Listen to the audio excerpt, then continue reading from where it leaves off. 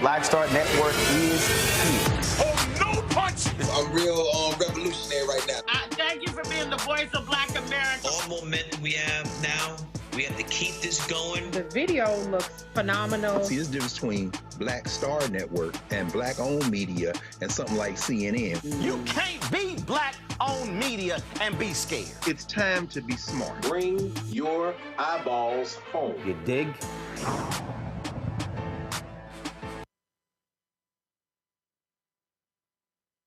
Hello, I'm Isaac Hayes III, founder and CEO of Fanbase. Listen to what I'm about to tell you. The window to invest in Fanbase is closing. We've raised over $10.6 million of our $17 million goal. That means there's room for less than 6,370 people to invest in Fanbase for the average amount. The minimum to invest in Fanbase right now is $399. That makes you an owner in Fanbase today. Go to startengine.com/fanbase to invest. Why? Because current social apps have taken advantage of users for far too long, with content suppression, shadow banning, harmful racist content, and no real tools for monetization and equity. Fanbase has over 1.4 million users and counting, allowing anyone to reach all their following and monetize their content from day one. Social media is the new TV, and whoever owns the apps that distribute that content have the opportunity to own potential billion-dollar companies. While big platforms with uncertain futures are failing to serve their users, Fanbase is stepping up to fill the gap. Don't wait until it's too late. Invest now, invest for yourself and your future. Go to startengine.com/fanbase and own the next generation of social media.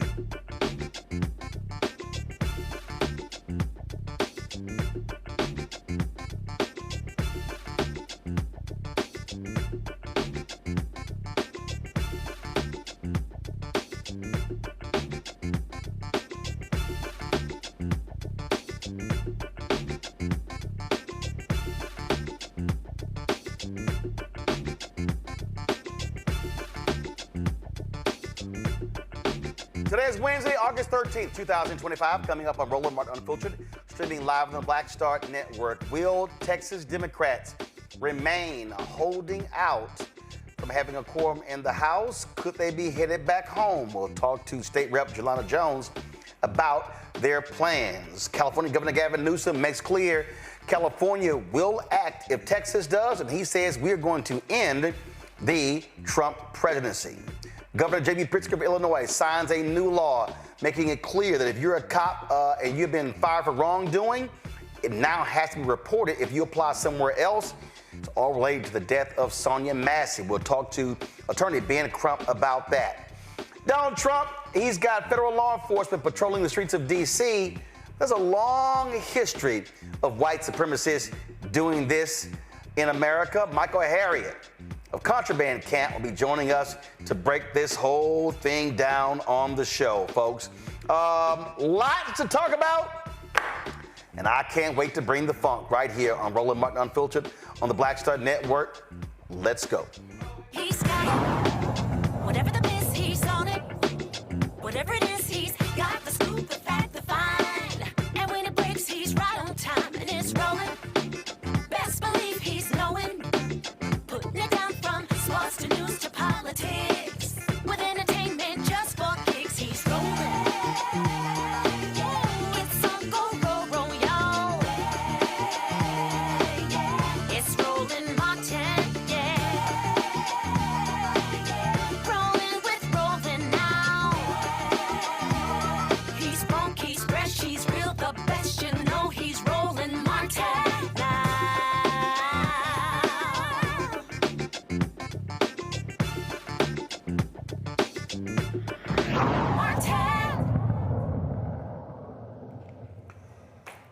Texas House Democrats have been driving Republicans crazy by holding out, preventing them from having a quorum, allowing them to pass their racist gerrymandered map. Now, the Texas Senate passed the map when 9 of the 11 Democrats walked out. Now, here's what's crazy. If all 11 Democrats had walked out, the Republicans could not have passed the map.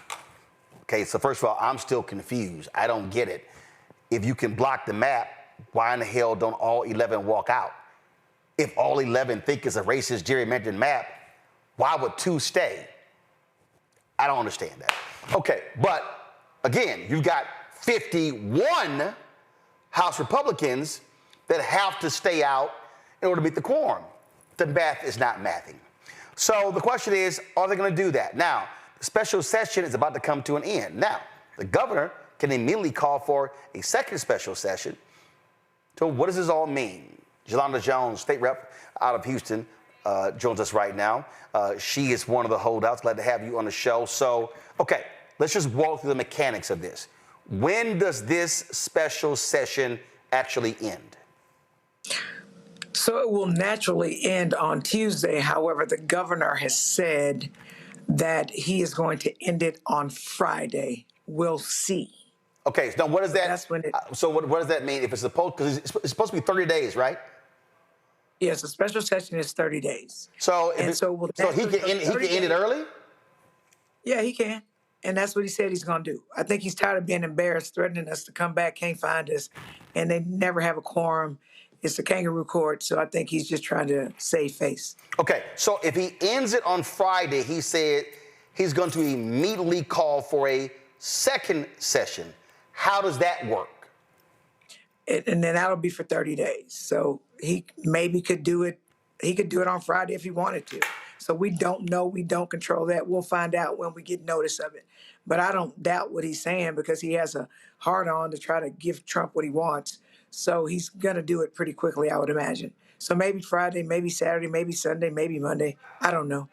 All right, so, and how does that process work? Because he has to actually issue a proclamation, and obviously Republicans, if they leave, they all got to come back. So there's some actual time there that exists there, and that now causes you and other House Democrats to decide if all 51 of you are going to stay away. Right. So some people don't understand what it means to quorum break, like what that means. So let me explain that to you, and then maybe it's easier to understand. So there are 150 of us. We are made up of 88 Republicans and 62 Democrats. In order to conduct business in the House, a supermajority or 100 of us have to show up before we can vote on anything or hear anything. So with only 88 Republicans, they've got to find 12 Democrats to go with them in order to be able to conduct business. Hence the quorum break, where we make sure enough of us are not there so that they can't reach 100. We have had 9 Democrats go there, so they need to get 3 of us in order to make quorum. So that's what that's about. Now, to pass anything in the House, to pass this redistricting racist map that appears to me to be AI generated and surgically precise to identify black and brown concentrations of people, divide us up, which is called cracking us, and then diluting our power by packing us in other districts that are majoritarily not us. So it takes 76 votes, which is a majority of 150. So if we get quorum, there's no way we can stop them. They literally have enough Republicans to shove the maps down our throats, which is why quorum breaking is so important. Yeah. So last week, I had Representative Anchia on the show, and we talked about this here, and he said, clearly that, we're going to have to, return and fight this out. And I said, I'm confused. Well, you're not fighting anything. I said, because they have the numbers. I said, if you allow them to have a quorum, they will pass these maps in 60 seconds with 30 seconds to spare. And one of the things that he said is that, well, we've gotten the nation's attention. We got other Democrats doing what they're doing. And I was like, no, I said, I'm sorry. I said, I'm not understanding your point here. I said, because if you do this, I said, if you allow that number, if you allow them to have a quorum, it's getting passed. And this is why I don't understand. And again, I had Senator Boris Miles on yesterday. He said, hey, I respect my colleagues. I still don't understand that if 11 Democrats had walked out in the Senate, Republicans could not have passed the map. Why the hell would 2 stay? You know what? I'll let them speak for themselves. I think the different people define fighting differently is all I can say. So I'm not going to speak to their motivations. I'm not in the Senate. The only person I can control is myself, and I'm down to fight to stop them from having a quorum, because at the end of the day, 88 always beats 62. It just does. Well, and here's what's happening. And listen, we got to put this on the table, Representative Jones, because it's real. Greg Abbott gave an interview on Fox News where he said, well, this is not racist because we're creating 5 majority Hispanic districts. What I hear out of Texas is that some Latinos say, hey, wait a minute, if they're creating 5 Hispanic districts, then that's a good thing for us. Well, we also know that you have 4 districts that are African American that would get slashed to 2. So you have some Hispanic politicians in Texas. If you're saying, hey, we stand together black and brown, are they going to stand with African Americans on this? That has to be put on the table. Well, for sure it does. And I'm almost certain you talked about this, but they literally, in these racist gerrymandered maps, they literally moved Jasmine Crockett's house to CD 33. She represents CD 30. So they moved her into Mark Vesey's district. And along with that, they took out Tarrant County, which is his stronghold. They took a lot of that out of 33.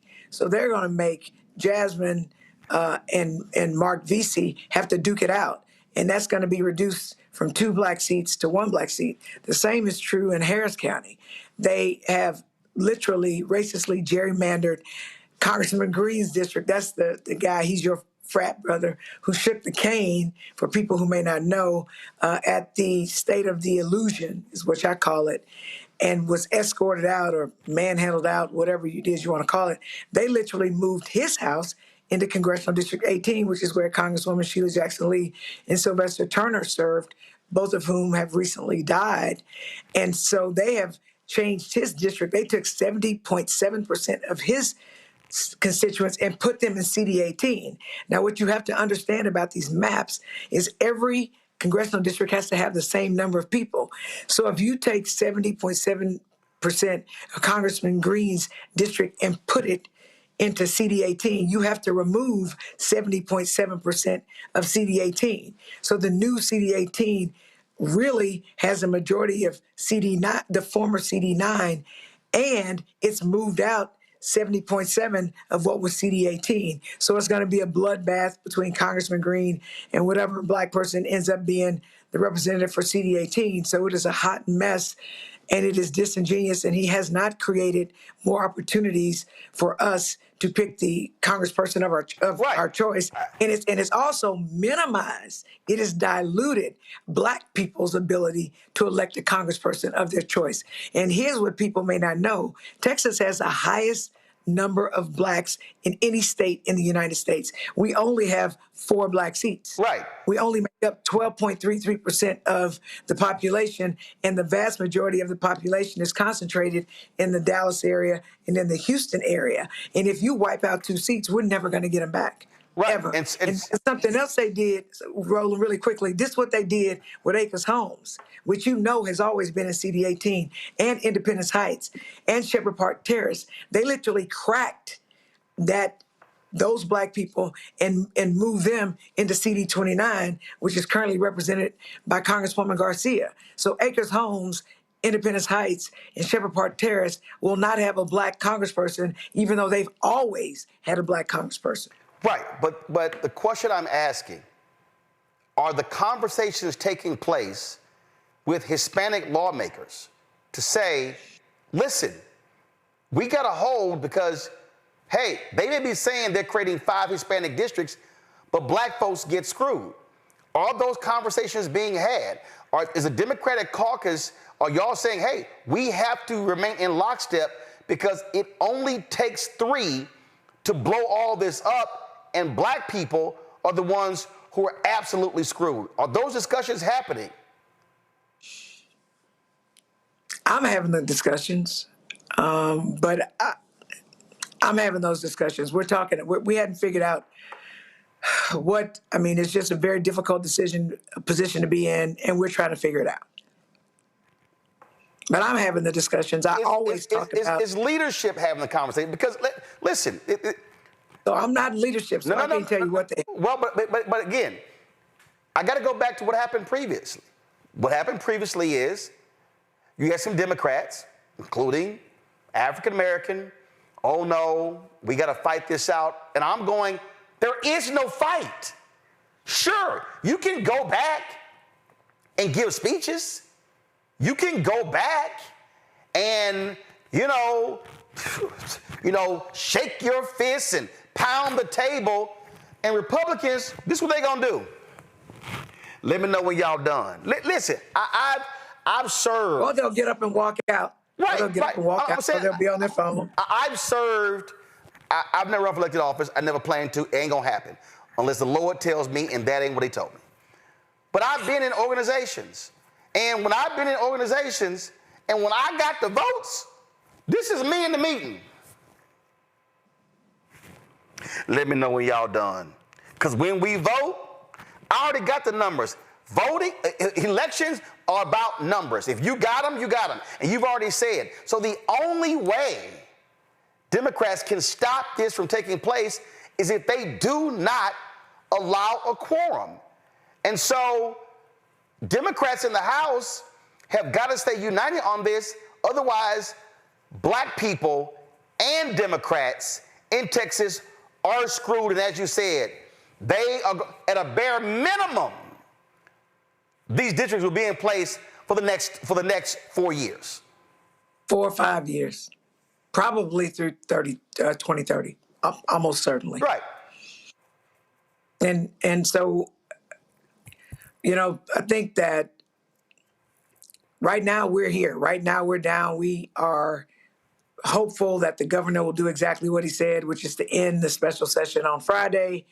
And then we just have to wait to see what he's going to do with the second special session, which there's no doubt in my mind that he is going to do, although we have begged that man to please allow us to deal with the flood relief for all of over 130 that ain't Texans who died. That ain't happening. It ain't happening.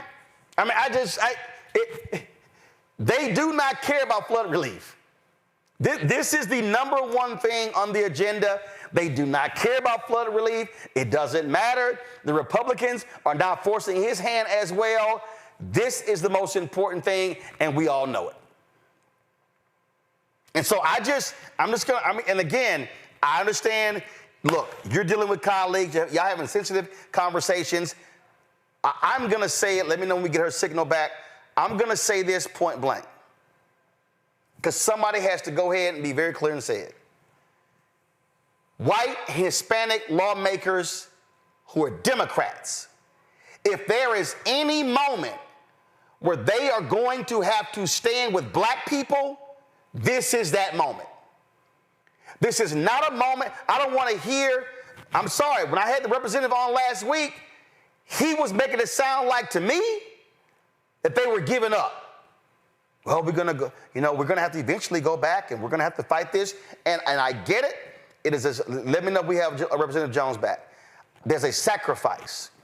Folks have families. They have jobs. They have all of those different things. I get all of that. But let's be clear. Some kind of way I got disconnected. Okay, all right, so you're back. You're back. So if your signal went out, we got your back. And I get it. People are away from families. They're away from jobs. All those different things. Let me know what's up, y'all. What's going on? Do we have Representative Jones or not? Because I want her to give her final comments. I know we got Ben Crump coming up in 8 minutes, so let me know we got Representative Jones back. But the bottom line is, y'all, they have no choice but to hold out. There's no such thing as fighting. There will not be convincing. There's no Republican that is going to be convinced to vote against these maps. Not one. Not one. Not one. And I don't care how passionate, listen, when Senator Cory Booker stood up there and broke Strom Thurmond's record, when he was done, this would happen.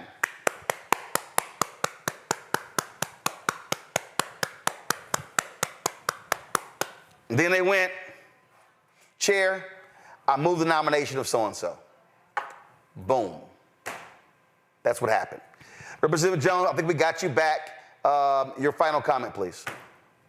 My final comment is we really need for people around the country to pay attention to what's happening in Texas.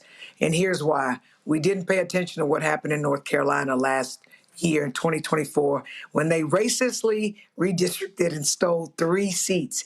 Trump has a 3 Republican majority in Congress. The only reason, that we got all these tariffs, everything is more expensive, you're getting kicked off your health insurance, they're trying to rob us of our Social Security, is because those 3 votes they stole in North Carolina are coming back to bite us. That's why we're letting everybody know what is going on in Texas, because he's trying to do the same thing, because he knows his policies are very unpopular, because life is real hard for us right now. So please pray for us. You can support the Texas Legislative Black Caucus. We are fighting. We are 10 toes down for you, and this is important. And what happens in Texas is not going to stay in Texas. Roland can tell you that because he's from Texas. Well, I'll say this here. It wasn't that they weren't paying attention then. The real issue, they weren't paying attention in 2018 when Sherry Beasley ran for Chief Justice of the Supreme Court and lost by 401 votes. Had she won, Democrats would have had a 6-1 majority on the state Supreme Court. They would have stopped political gerrymandering, because what happened was North Carolina had a 10-3 margin, 10 Republicans, 3 Democrats.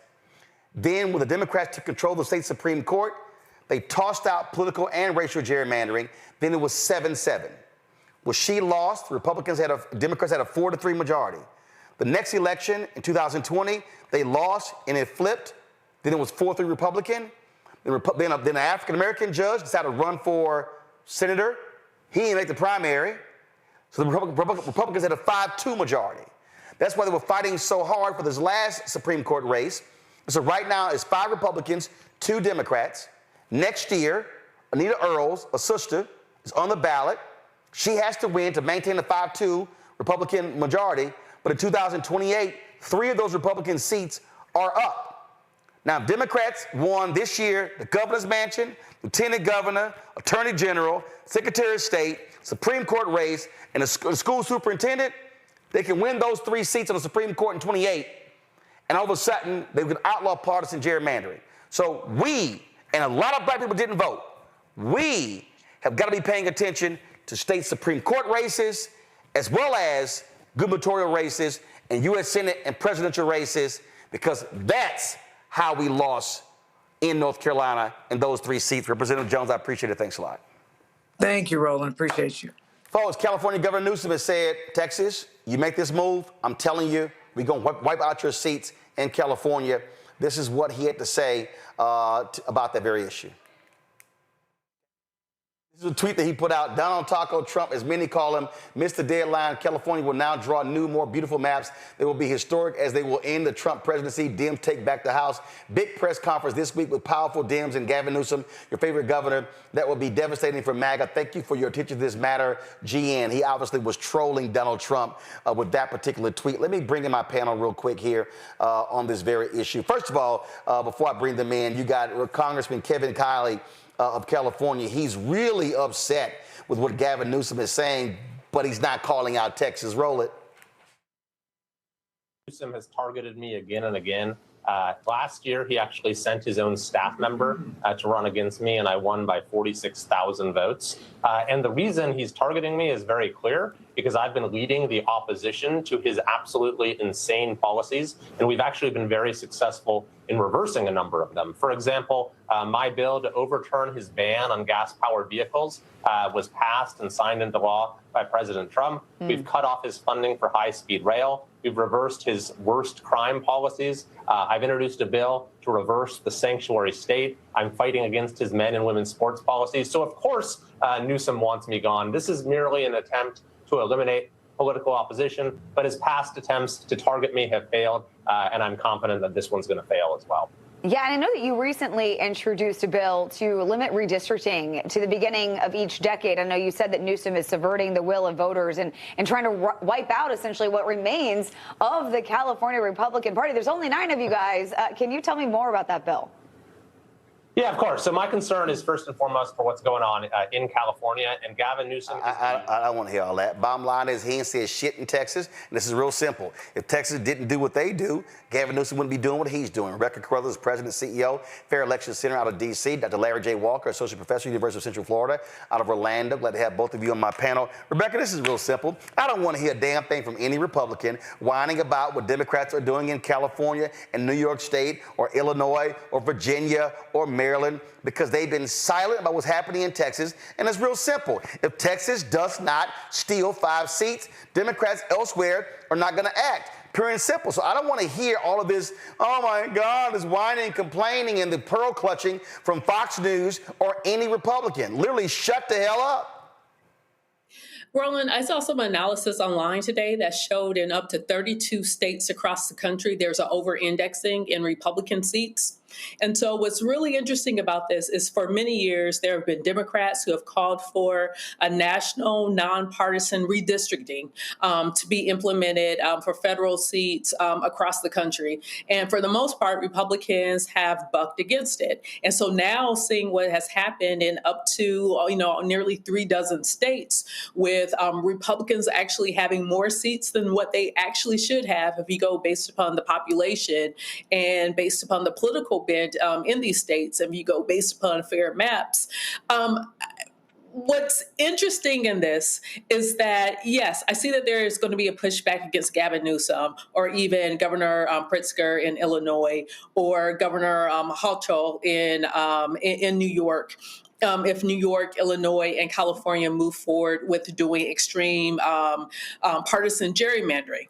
The issue here is that some states have moved for quote unquote fair maps, but that's hard to do if you are unilaterally disarming, especially when you have a state like Texas, you have states like Ohio, you have states like Missouri who've indicated, hey, you know what? We're just out here to steal seats. We're out here to make sure that we have to we're going to force voters to vote for people that the voters normally would not vote for. We're going to force voters into districts to retain power. That's what we're seeing here. And so there really is going to have to be a national movement of what to do next. There has to be a détente, because this is going to be a very bad path for the Republican Party.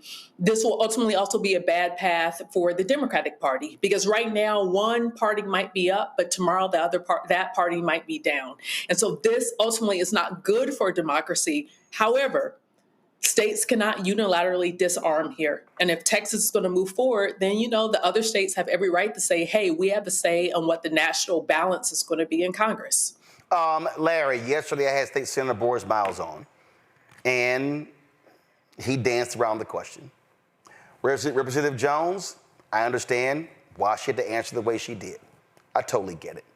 But Larry, it has to be put on the table that if Hispanic lawmakers and white lawmakers allow a quorum, black people are screwed. Black representation is screwed. And so they are going to have to hold the line. Hold the line. They got to hold the line here. And they can't just fall for, well, we're going to get 5 districts. And that's what Greg Abbott, here you go. We're going to get 5 Latino districts. And they may go for it. Black people will be screwed. This is where black people got to say, oh, hell no. Don't y'all fall for the okie doke. Don't you allow that to happen. Yeah, so if you're going to talk about solidarity, you got to be willing to take a stand when everything is at risk. So, Roland, we think about the civil rights movement. It was a collaboration of a variety of groups from races, religions, et cetera, come together to make sure they fight for the Civil Rights Act, voting rights, et cetera.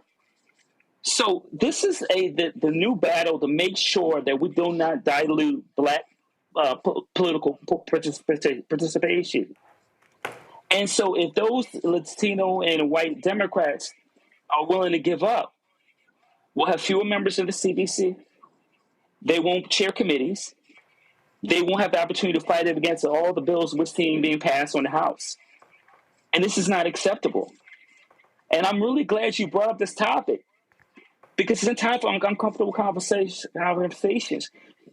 You can't simply say, well, we're going to give up, or we gave it a good try, college try. That's not going to work. Black folks, in terms of representation in the House, is at stake. And this is going to continue, as my colleague just highlighted, in other states throughout the country. Yep, absolutely. So, listen, I'm just telling you right now, Hispanics do this, they're getting called out. I'm just letting you know. All right, we'll take a real quick break. When we come back, we'll talk with Ben Crump about a new law named after Sonya Massey in Illinois. You're watching Roland Martin Unfiltered on the Black Star Network. Now streaming on the Black Star Network.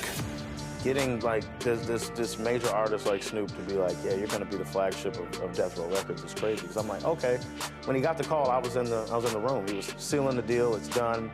And I was like, man, congratulations. I got me a drink. He rolled up, and we were sitting there talking. And I was like, oh man, I can't imagine how many rappers you're gonna have on this label. What's gonna be? He was like, I'm not doing that. I'm like, what do you mean? Like, that's Death Row, Tupac, Suge, the whole look. And he's like, no, you're gonna be the flagship for it. You're gonna do it first. And I'm like, you try. Well, hold up. I'm R&B. Like, right. This Death Row's not R&B. He said it is now. He was like, I'll get rappers later. Don't worry about that, but I want you to take over. I'm like, oh, I was nervous. I was like, there's no way this is gonna work. People are, and of course you get a little backlash from, on the comment section, when he's posting about it. It's just like, he's R&B, that's not Death Row. And we had to slowly kind of get people acclimated to it.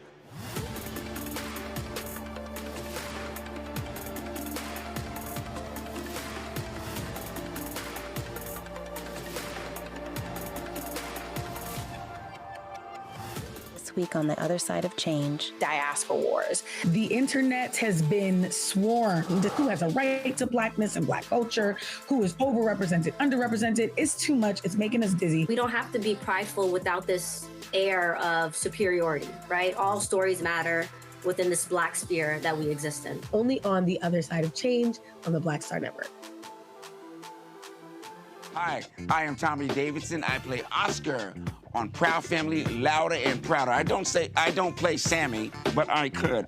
Or I don't play Obama, but I could. I don't do Stallone, but I could do all that. And I am here with Roland Martin on Unfiltered.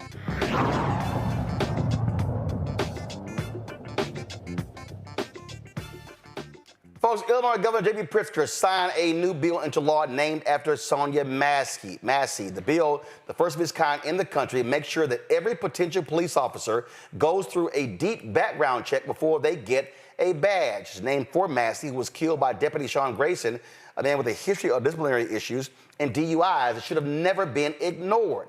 At the bill signing, her family stood alongside state leaders saying they hope this law will save lives and rebuild trust between police and community.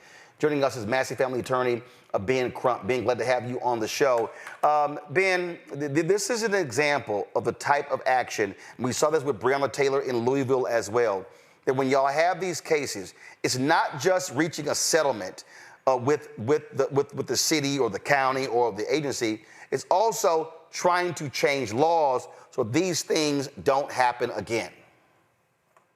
Exactly, Roland Martin. And it's always about trying every day to say, Lord, please allow us to be able to close down our police brutality department in our law firm, because that means Sonya Massey would still be living, Breonna would still be living, George Floyd, and so many others.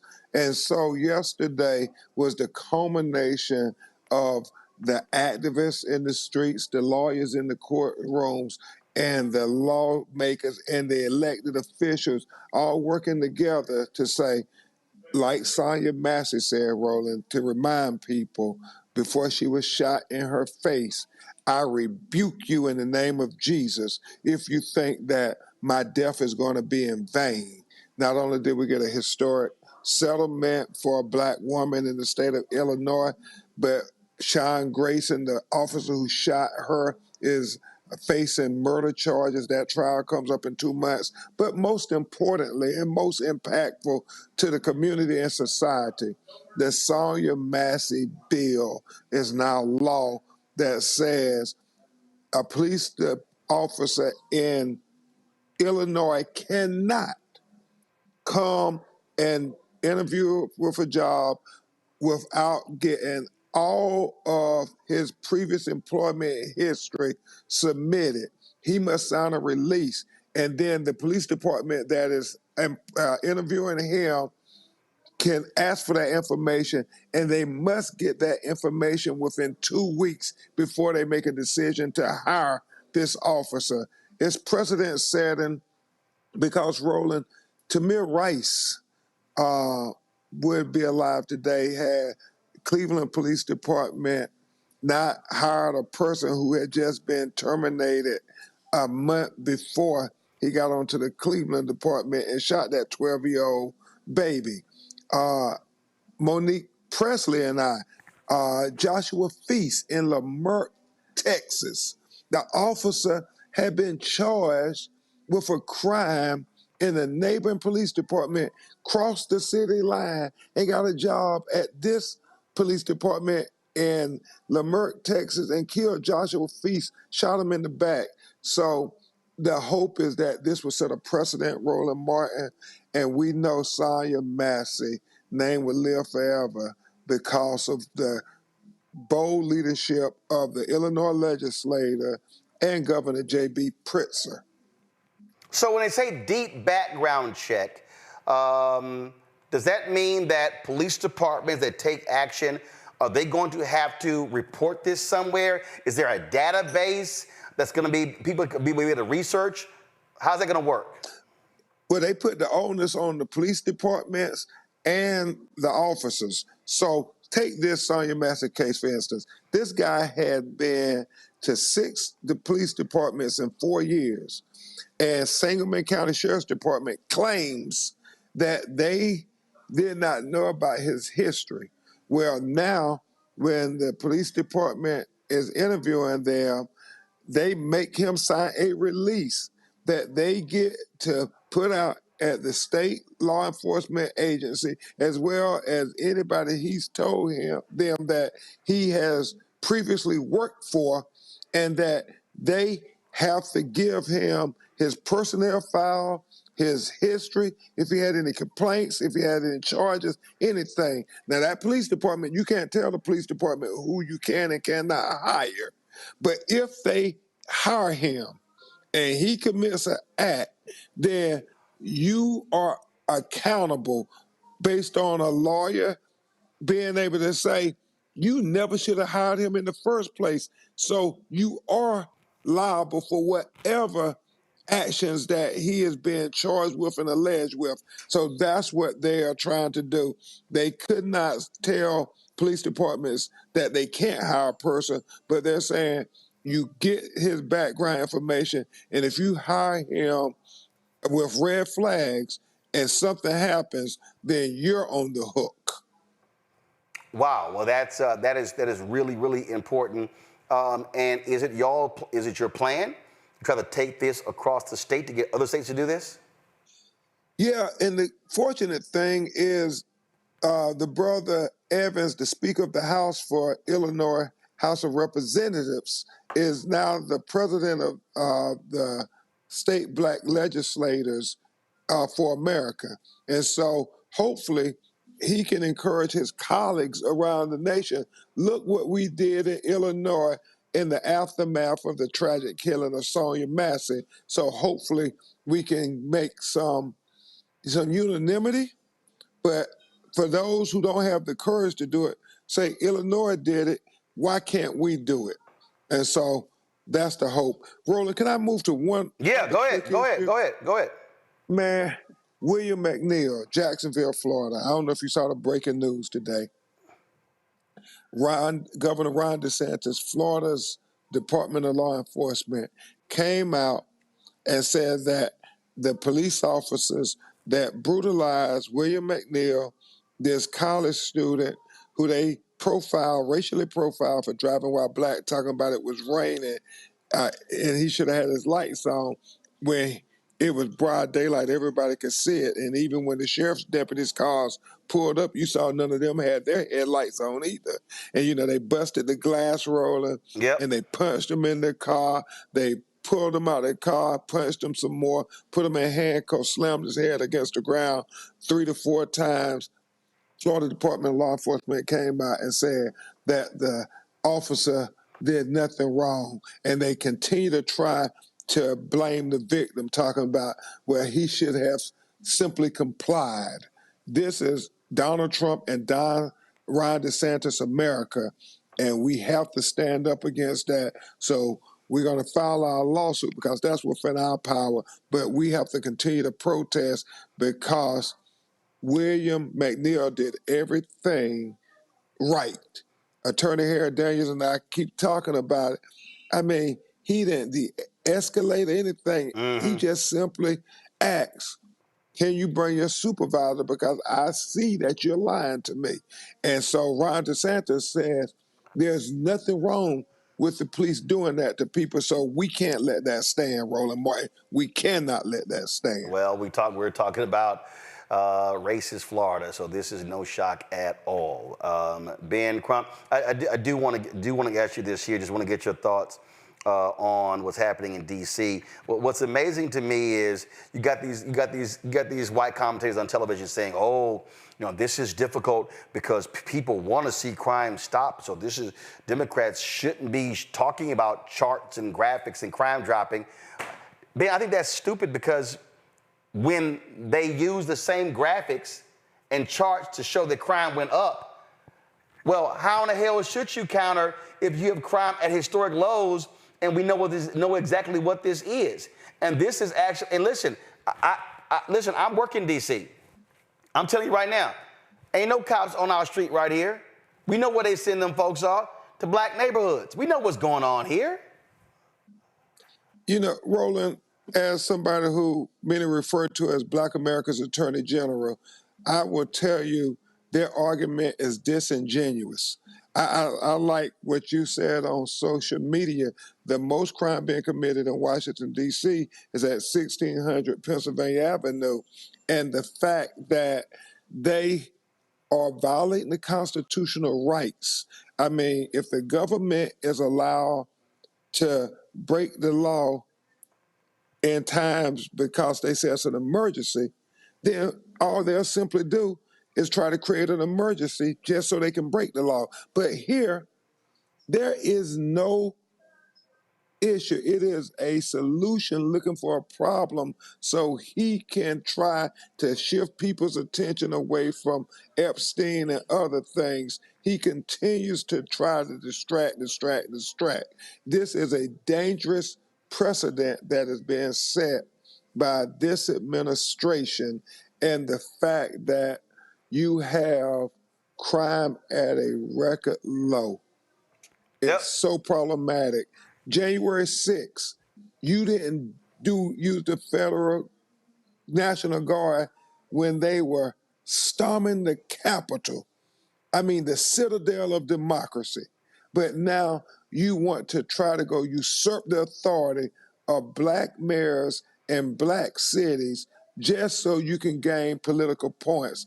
It is what I call the intellectual justification of discrimination.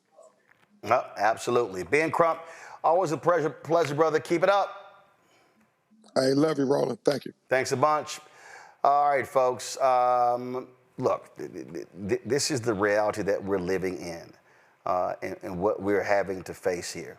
And Larry, listen, you're there in Florida, and we're dealing with the White House. They will say or do whatever when it comes to cops. They will protect them at every juncture, and it doesn't matter. It doesn't matter.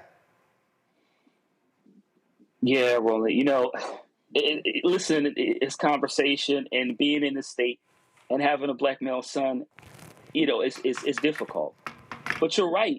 This is the same stuff. We not only in terms of we dealing with disproportionately how black folks are killed by police officers 2 to 3 times the rate of white folks. But I'm glad Illinois passed this law. But we need this in all 50 states in the District of Columbia. And none of us are going to feel safe until we have that. But this is the same old story about, black folks being dehumanized. And it's no matter if you comply to what extent, you're in danger anytime you have these kind of interactions. That's why we have to call out individuals who profile black folks to make sure that we hold them accountable. And I'm glad, Attorney Crump is, had his lawsuit, but we need to continue to focus on these disproportionate rates. Like I said, black folks are pulled over. And I'm glad we're talking about this on your show, because I don't feel safe when I get in a car, and this is a reality.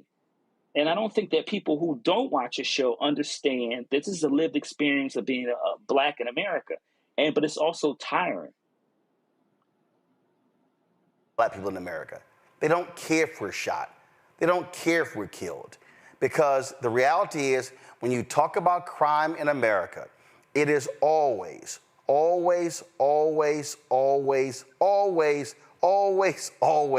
being used to press the buttons of fear of white America, and we have been on the receiving end of that countless times.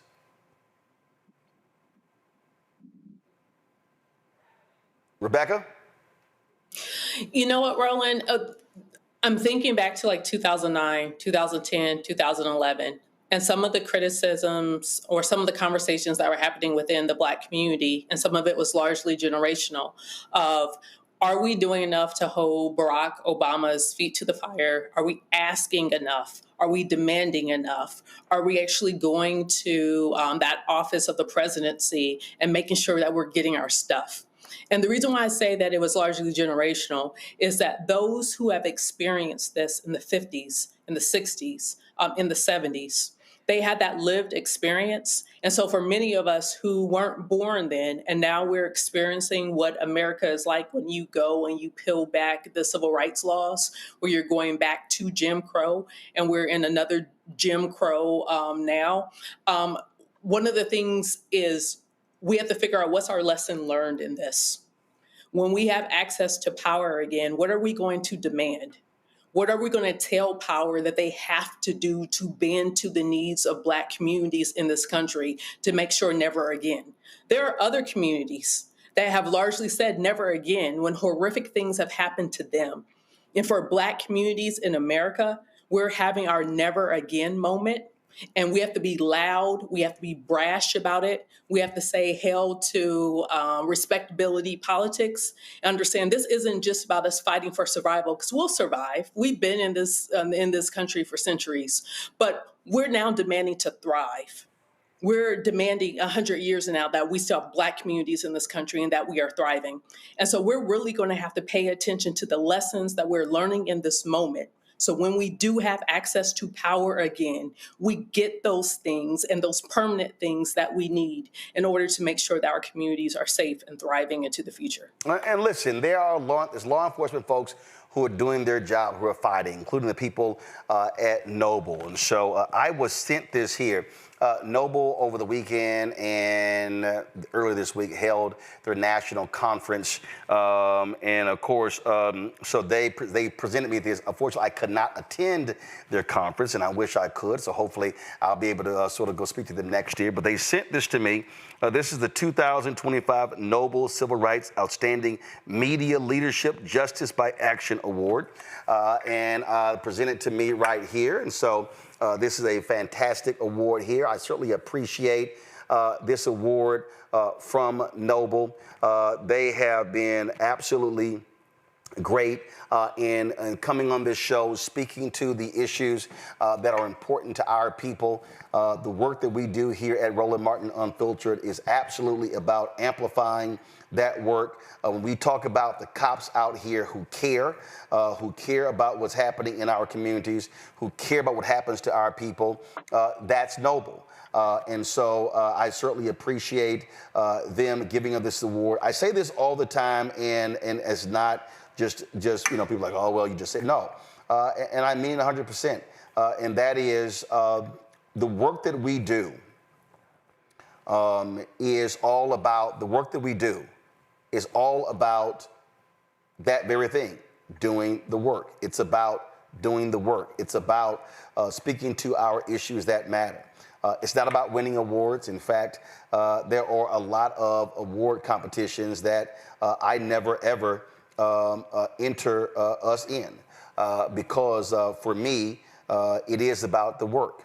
But I appreciate Noble giving me this award, giving us this award, our staff, because of the work that we do, because we do understand how important all of this is. We do understand what matters to our people. We do understand when we talk about what's going on. We talk about the critical issues, and we've got to have law enforcement. We've got to have law enforcement who understands what it means for our people. We understand, and so when they are able to do what they do, and we are able to have them on the show, it's important. Our Black law enforcement, they do matter. And listen, we know what happened with Tyree Nichols, and we got some Black folks who act like some racist white cops. But the work that Noble does is hugely important. And I want to thank Noble again for this award and for them presenting this to us. Let me also do this here. Give me 1 second. I also want to congratulate Renee Hall. Give me 1 second. Let me open this up right here. So Noble sent this to us. You can go to my iPad now. Renee Hall is the former chief of police of Dallas, and she's been sworn in as the 48th president of Noble. And so we congratulate her on this. We look forward to having her on the show to talk about what she wants to do on behalf of Noble and the National Organization of Black Law Enforcement Executives. And so again, Noble, I thank you for this award. I wish I could have been at your convention in Orlando, but I hope to see y'all soon. Folks, going to do a quick break. We'll be back talking to Michael Harriot. We're going to continue this conversation, talk about what's happening in D.C. It's a long history, again, of using the military against Black folks. And so we're going to talk about that with him next. Don't forget, support the work that we do, folks. Join our Bring the Funk fan club. It's critically important you support our work, what we do every single day, y'all. Ain't nobody else in Black-owned media doing what we do. I'm going to show you in a little bit later, but the YouTube stats came out. We have hit our highest point ever in the YouTube chart. We're the number 40 this week in terms of the top 100 podcasts. Listen, we don't have major advertisers cutting us checks. We ain't got no millionaires or billionaires sending us money, but your donations, and I'm telling you, your donations, we ask for $50 each. There's a lot of people say, Roland, I can't do 50. They do 25, 10, 5, 1. They actually put cash in my hand. We travel around the country. Folks also have given us more. Every single dollar and you give goes to this show, it's going back into this show. It's for staff. It's for all of our travelers, for all these different things. You know, we want to be on the road this fall with these come to these elections. And there's no more important. We need black-owned media now more than ever. And what we do here, again, nobody else is doing what we're doing in black-owned media. You don't have a daily news show that centers African Americans anywhere else in this country. But this is what we do every single day. Your support is critical. You want to give to us via Cash App, use the Stripe QR code. Cash App changed their rules. They had to cancel our accounts. We use the Stripe QR code to give via Cash App. You can also use the Stripe QR code for credit cards as well. Checks and money ordered. I know some of y'all don't believe in this technical stuff. I get it. Make it payable to Roland Martin Unfiltered, but it funds all the Black Star Network. P.O. Box 57196, Washington, D.C., 20037-0196. PayPal is R Martin Unfiltered. Venmo is RM Unfiltered. Zelle, Roland at RolandSMartin.com. Roland at RolandMartinUnfiltered.com. We'll be right back. Next on the Black Table with me, Greg Carr. The United States is the most dangerous place for a woman to give birth among all industrialized nations on the planet. Think about that for a second. That's not all. Black women are 3 times more likely to die in this country during childbirth than white women. These healthcare systems are inherently racist. There are a lot of white supremacist ideas and mythologies around black women, black women's bodies, even black people, that we experience painless, right? Activist, organizer, and fearless freedom fighter Monifa Akinwole Bandele from Moms Rising joins us and tells us this shocking phenomenon, like so much else, is rooted in unadulterated racism. And that's just one of her fights. Monifa Bandele on the next Black Table here on the Black Star Network. What's up, everybody? It's your girl, Latasha from the A. And you're watching Roland Martin Unfiltered.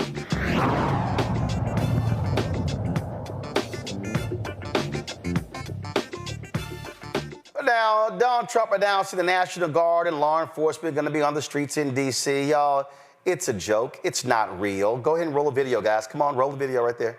Roll your video. You see them standing on street corners, walking around, and it's like, oh, you've got a lot of these folks in white media talking about how great and amazing this is. And how this is just awesome. And, you know, it's like they're keeping people safe. That's right. Y'all, they are walking in areas that's already safe. We all know what the real deal is. I mean, look, go to my iPad. Look at this here. I mean, why in the hell do you have National Guard on the mall? Ain't no damn crime on the National Mall in D.C. I mean, this is just a waste of damn time and money and resources. Oh, they got the Humvees parked out there and the military equipment and all that sort of nonsense. I mean, it's utterly silly that you see that. And then, of course, you have the folks out there. I love these white conservatives who love to sit here and they want to make it sound like it's a really important deal. They don't never want to bring up January 6th. Mehdi Hassan was on News Nation with Leland Vittert. You know, I destroyed him when I was on there. And listen to this exchange, and Leland, he's still mad. He's still tweeting about it because he got owned. Listen to this. You think it's because Trump cares about crime in D.C., really? Because I remember Donald Trump on January the 6th, 2021, not giving a crap about crime in D.C. Now for January 6th. Okay, sorry, Mehdi, Leland, no, Mehdi, come on.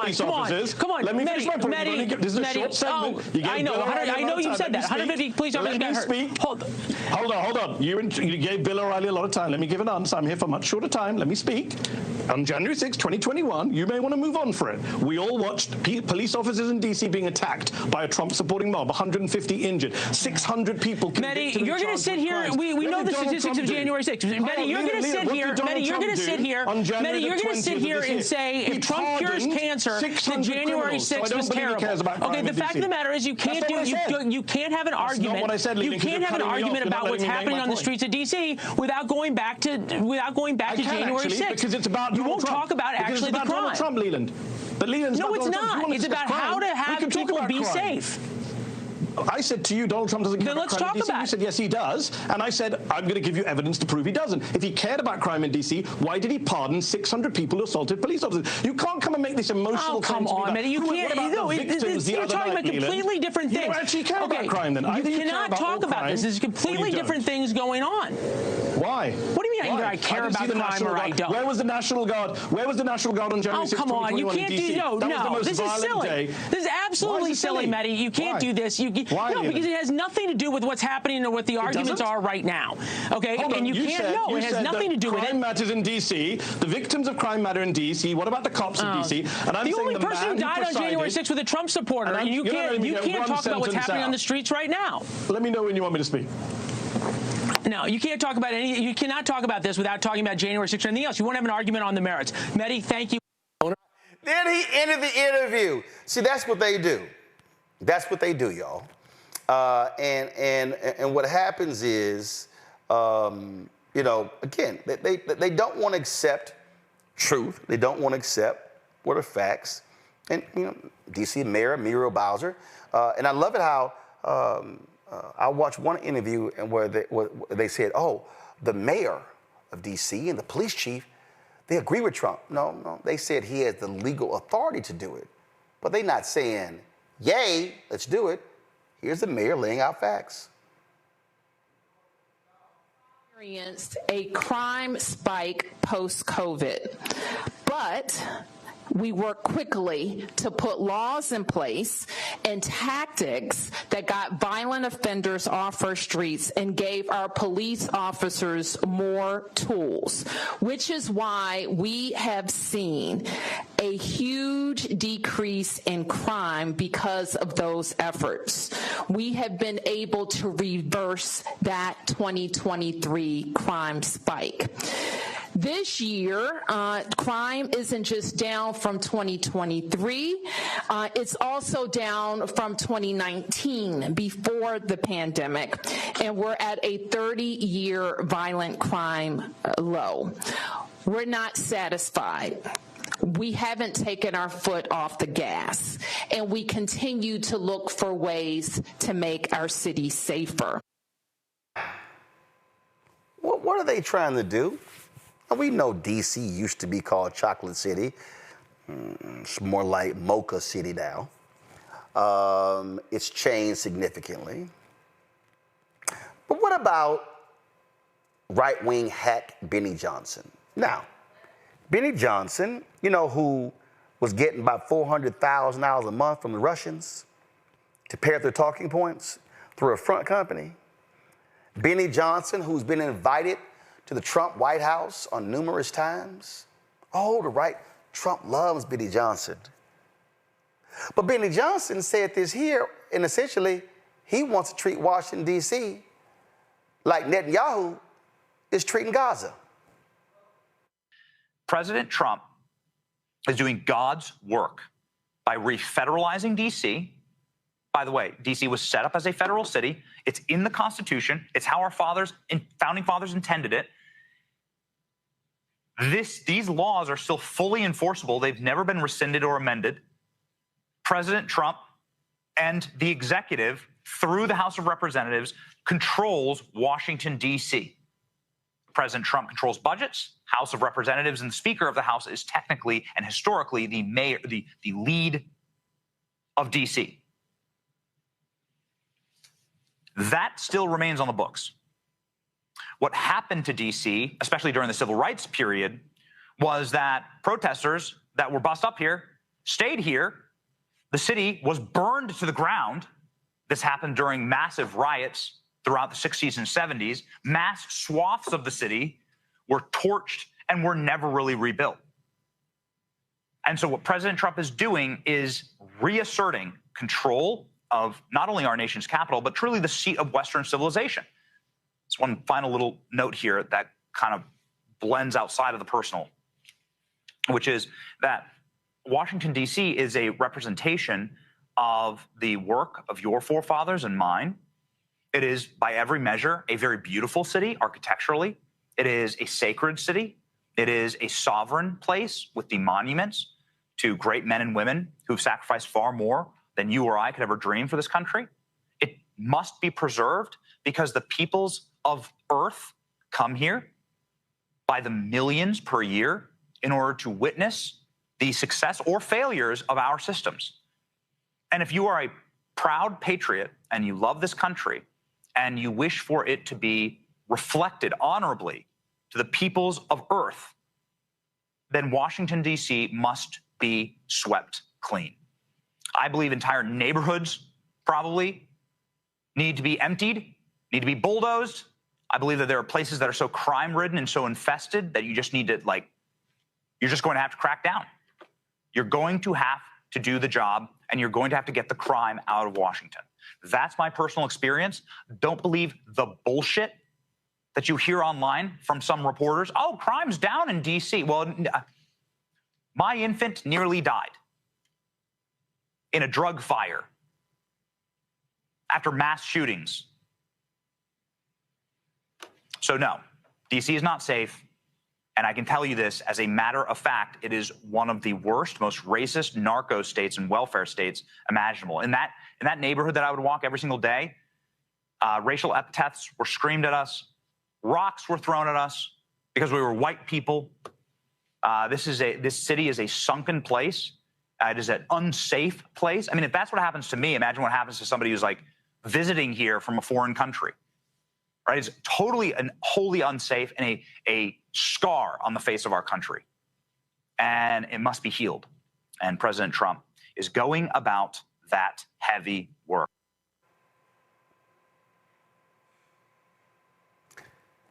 Don't nobody believe that bullshit. Nobody. We know Benny Johnson lying. Oh my God, and this I moved and threw rocks at me. Boy, bye. But I want y'all to see how these racists are painting this. And these are the racists who Donald Trump loves. These are the racists who Donald Trump promotes. Did y'all hear that? D.C. They started busing the black people. This was a white city. They were busing the Negroes in. Oh. See, why don't you just go ahead and say it, Benny? Damn it, we screwed up bringing all them Negroes over from Africa. Damn, why couldn't they just leave? Because this is ours. I've said this to y'all on so many occasions. And I really, really, really need black people to understand the psychosis of white America. And the psychosis of white America. And if you want to understand white America, all you have to do is recognize this one scene in the movie directed by Robert De Niro. And that movie is called The Good Shepherd. And it's really a 48-second scene, but this is a little longer clip. And if you want to understand, and if you look at Benny Johnson right there, all you're looking at is Aryan Nation. He's speaking for Aryan Nation. Might be in a suit, might be bespoke with his little glasses, but he is speaking white nationalist rhetoric. This scene right here, it's going to set up my next guest. This scene right here literally explains Donald Trump, MAGA, and the phrase, "Make America Great Again." Listen. Talk to me about. The government's about to deport you for certain activities. I'm in this country since I'm 2 months old. Does that make me Italian? I'm American. And they're trying to send me back? I could have the deportation order reviewed. Have you classified as highly sensitive for national security? I could take the government off your back if you can help us. Usually the guys that scare me. You're the people that make big wars. No, we make sure the wars are small ones, Mr. Palm. Let me ask you something. We Italians, we got our families and we got the church. The Irish, they have the homeland. The Jews, their tradition. Even the niggers, they got their music. What about you people, Mr. Carlson? What do you have? The United States of America. The rest of you are just visiting.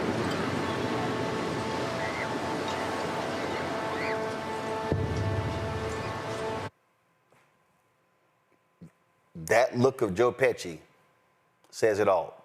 But you also notice, even in that scene, we weren't called blacks. We weren't called coloreds. We weren't called Negroes. It was the N-word. Michael Harriot is the founder of Contraband Camp, a publication you absolutely should be subscribing to. So Michael dropped this, and he does these tweet history lessons where he walks folks through the reality of history in this country. And he was tweeting about D.C. Pull up the original tweet. He's pulling this. This is what started. He said, there's a long history of sending military officers into black cities to stop crime. In fact, I argue that this is what caused the Democrat and GOP realignment. The story involves gangbangers, bowling, a stolen election, and the civil rights era's bloodiest event, a thread. So I told my producers, get Michael on, because I think he should inform our audience of this. Michael, glad to have you back on the show. Walk us through that thread. Take it away. Yeah. So first of all, I always point out when I talk about policing or crime is that the first thing we should know is police do not stop crime. It's a proven fact. But the thing that people think, there's a constitutional provision that prevents a president from, deploying soldiers as police forces is actually not a constitutional provision. It's a law that came during Reconstruction, which was bartered by the GOP. They love to say the KKK invented the Klan. The Democrats invented the Klan. But after the Civil War, Black soldiers mostly were occupying the South, preventing many of these outrages, even though during Reconstruction there were a lot of white terrorist gangbangers who were committing what they call outrages against Black citizens. So they passed a law after they bartered away Rutherford B. Hayes' presidency for Jim Crow, the Compromise of 1877. What they agreed to was to remove these troops from the South and passed a law called the Posse Comitatus Act, right? And what it does is what we think it does, prevent a president from weaponizing the military against American citizens. But when it came to Black people, it never applied, right? So that's how they applied it, used it during the Civil Rights era. My uncle, many of the people Bakari Sellers' father, right? Everybody who marched in the 60s, that's how they were attacked by white people, but the president usually called in the National Guard to protect the white people, right? Remember when George Wallace took his stand at the schoolhouse door, he was called an insurrectionist. He was technically an insurrectionist, which allowed JFK to call up the troops. But he wasn't protecting the people who were integrating the school. He was protecting the white people, the white onlookers. You can even go back to all of the things that they call riots, right? The Watts riot. Most 23 of the 34 people killed during the Watts riots were shot by police or National Guardsmen. The same thing with Detroit, the same thing we saw in 92 with Rodney King. The Orangeburg massacre in Orangeburg in 1968 is the classic example when police National Guardsmen and state troopers opened fire and shot 33 Black people, most of them in the back, killing 3. They shot Cleveland Sellers, and then they charged him with the crime. There was, to this day, there's never been an investigation. But the history of deploying troops to keep Black people in check is as American as sweet potato pie, because, nobody here eats apple pie. But the thing we have to remember is, this is a show of force, right? The only thing that's going to stop Trump is the people. And he surrounded the nation's capital with soldiers, not cops now. That's why I don't think we should be even talking about the crime rate, because he's not sending police officers to D.C. He's not. Police officers are not. They have the same number of police officers today as they had last week, as they had last year. They just have more white men with guns. They just have more people who shoot people. They just have more people whose job it is to inflict violence. No police officers, right? No people, even regardless of how you feel about police officers, there are no more police officers in D.C. than there were last week. What he has is people who show force and use violence to do. And see, on this particular point here, Michael, when we look at what all this is a TV show. This is a TV show. Everything about Donald Trump is a television show. Everything is reality TV. Whether it's Ice Barbie, Kristi Noem playing dress up on horses, on boats, holding guns the wrong way. Whether it's Pete Hegseth standing there flying the drones. It is about the theater. And what he also has right now, and I was doing an interview yesterday, and I was trying to explain to people what's going on. What he has in his favor is that Republicans control the House, the Senate, White House. He has a party that genuflects to every wish. They do not buck him. They bend over and say, please, do it to me harder. That's what they do. So he literally has been begging to be a dictator, and so they are allowing him to fulfill all of those wishes. And when Vice President Kamala Harris goes on Stephen Colbert, and when President Biden, when Democrats talk about guardrails, institutions, things along those lines, that to me is what they don't understand. That this system that the founding fathers, the white founding fathers, that they created, they actually believed that the system was going to create individuals who understood, don't cross that line, don't do that. Individuals who had morals, values, principle, ethics, integrity, honor, decency. And here comes, I dare say, even with a long line of racists that have been in the Oval Office, we have never, ever had somebody, even Richard Nixon, who was this immoral, this evil, this shameless, this despicable. And media played this game, putting him on the air. 2011, touting him running for president, treating it like it was a game show. Then it was like, oh shit, he actually is the nominee. Oh shit, he actually won. And that is what we're dealing with. Somebody where there's no bottom, and people have just said, oh, that's just Donald being Donald. Right. And the thing you have to remember about this is that, like, a lot of the things that he's doing, right, it has nothing to do with political affiliation, because if we're being honest, some of our white liberal friends, right, they agree, like, there should be more people with guns on the street because they feel just like, Joe Scarborough and his white panel was saying yesterday, we feel unsafe. You have to ask yourself why, right? Like, none of those people say, like, nobody did anything to them. Right. Right? They feel unsafe, and you have to ask yourself why. And that is the thing that we have to reckon with, and we have to use, just like you said, right? We have to know history. When you talk about the immorality, these people really believe like there's a guardrail of consciousness or morality that prevents Donald Trump from doing stuff. And there isn't, right? But if you believe in America, you believe like, he can't just do stuff. What's stopping him besides some words some white men wrote on a paper 250 years ago, right? Like if you don't enforce it, right? If you convict him of a crime and don't send him to jail, right? If you allow him to get the Supreme Court to say, yeah, we can't even prosecute him for crimes. If you allow Congress to say, look, the things that he did are impeachable offenses, but we're going to forgive him. If you allow them to overlook the law at every chance they get, except when they see some black people on the street making them uncomfortable, then we got to call the soldiers out. We didn't know how to enforce the law then. Then you realize, like, there is no law. It's just what they want.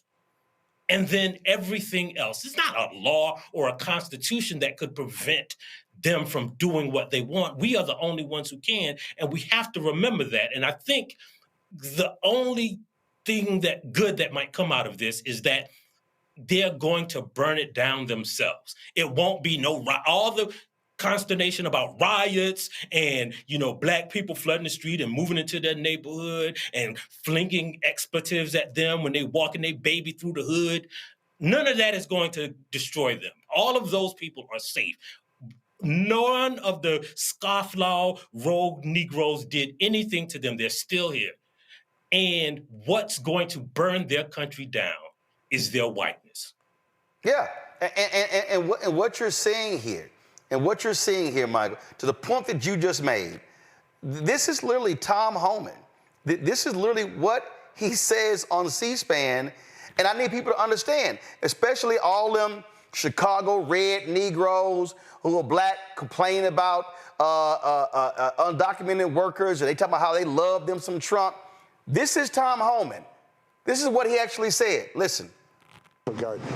Control got, undertaken very, very quickly. D.C. is a dangerous place. I don't go to the streets at night without a gun, and it's dangerous. I mean, we see the crime in D.C. and you got the Democrats saying the crime isn't that bad. Come on, you walk through the streets of D.C. It's not safe to walk the streets at night here. And President Trump, this is the capital of the greatest country in the world. We should have a capital that's safe for tourists, for citizens. Anybody comes to the greatest nation on earth, our capital should be a showpiece. And President Trump, he's going to make sure not only is it safe, it's a showpiece for the whole world. And that's the right thing to do for the greatest nation on earth. 30 days is enough for that, or do you think it would need to be longer? President Trump doesn't have a limitation on his authority to make this country safe again. There's no limitation on that. Thank you. Thank you, Mr. Hellman. Thank you. Freeze right there. Michael, he says Trump does not have a limitation. What he's saying, he can do whatever the hell he wants in the country. Right. And in some respects, right, he's right? Like, we keep citing laws when the Supreme Court said he has no limitations, right? We keep citing laws when we see Congress say he has no limitations. We keep citing laws when the federal courts keep saying, yeah, let him do what he wants to, right? So in a sense, he's right. But the interesting thing about it, right, like the no limitations thing only applies, again, when white people start getting heebie-jeebies, right? Like there are limitations. Like, remember what the founding fathers said about guns that protect when we feel threatened by gun laws, right? Like the intransigence on common sense gun reform is limited by the Constitution, but Trump has no limitations. The intransigence on DEI is limited by, I don't know, they make some stuff up, but Trump has no limitations, right? Like, so when they want what they want, there is no limitations. But whenever we really want to keep people safe by saying, let's propose like some common sense gun laws, or let's propose to make schools actually equal, or let's propose some limits on tax of these corporations who pay no taxes, then they love to cite laws and the constitutions and the courts and the history then, right? Because again, it only applies to us.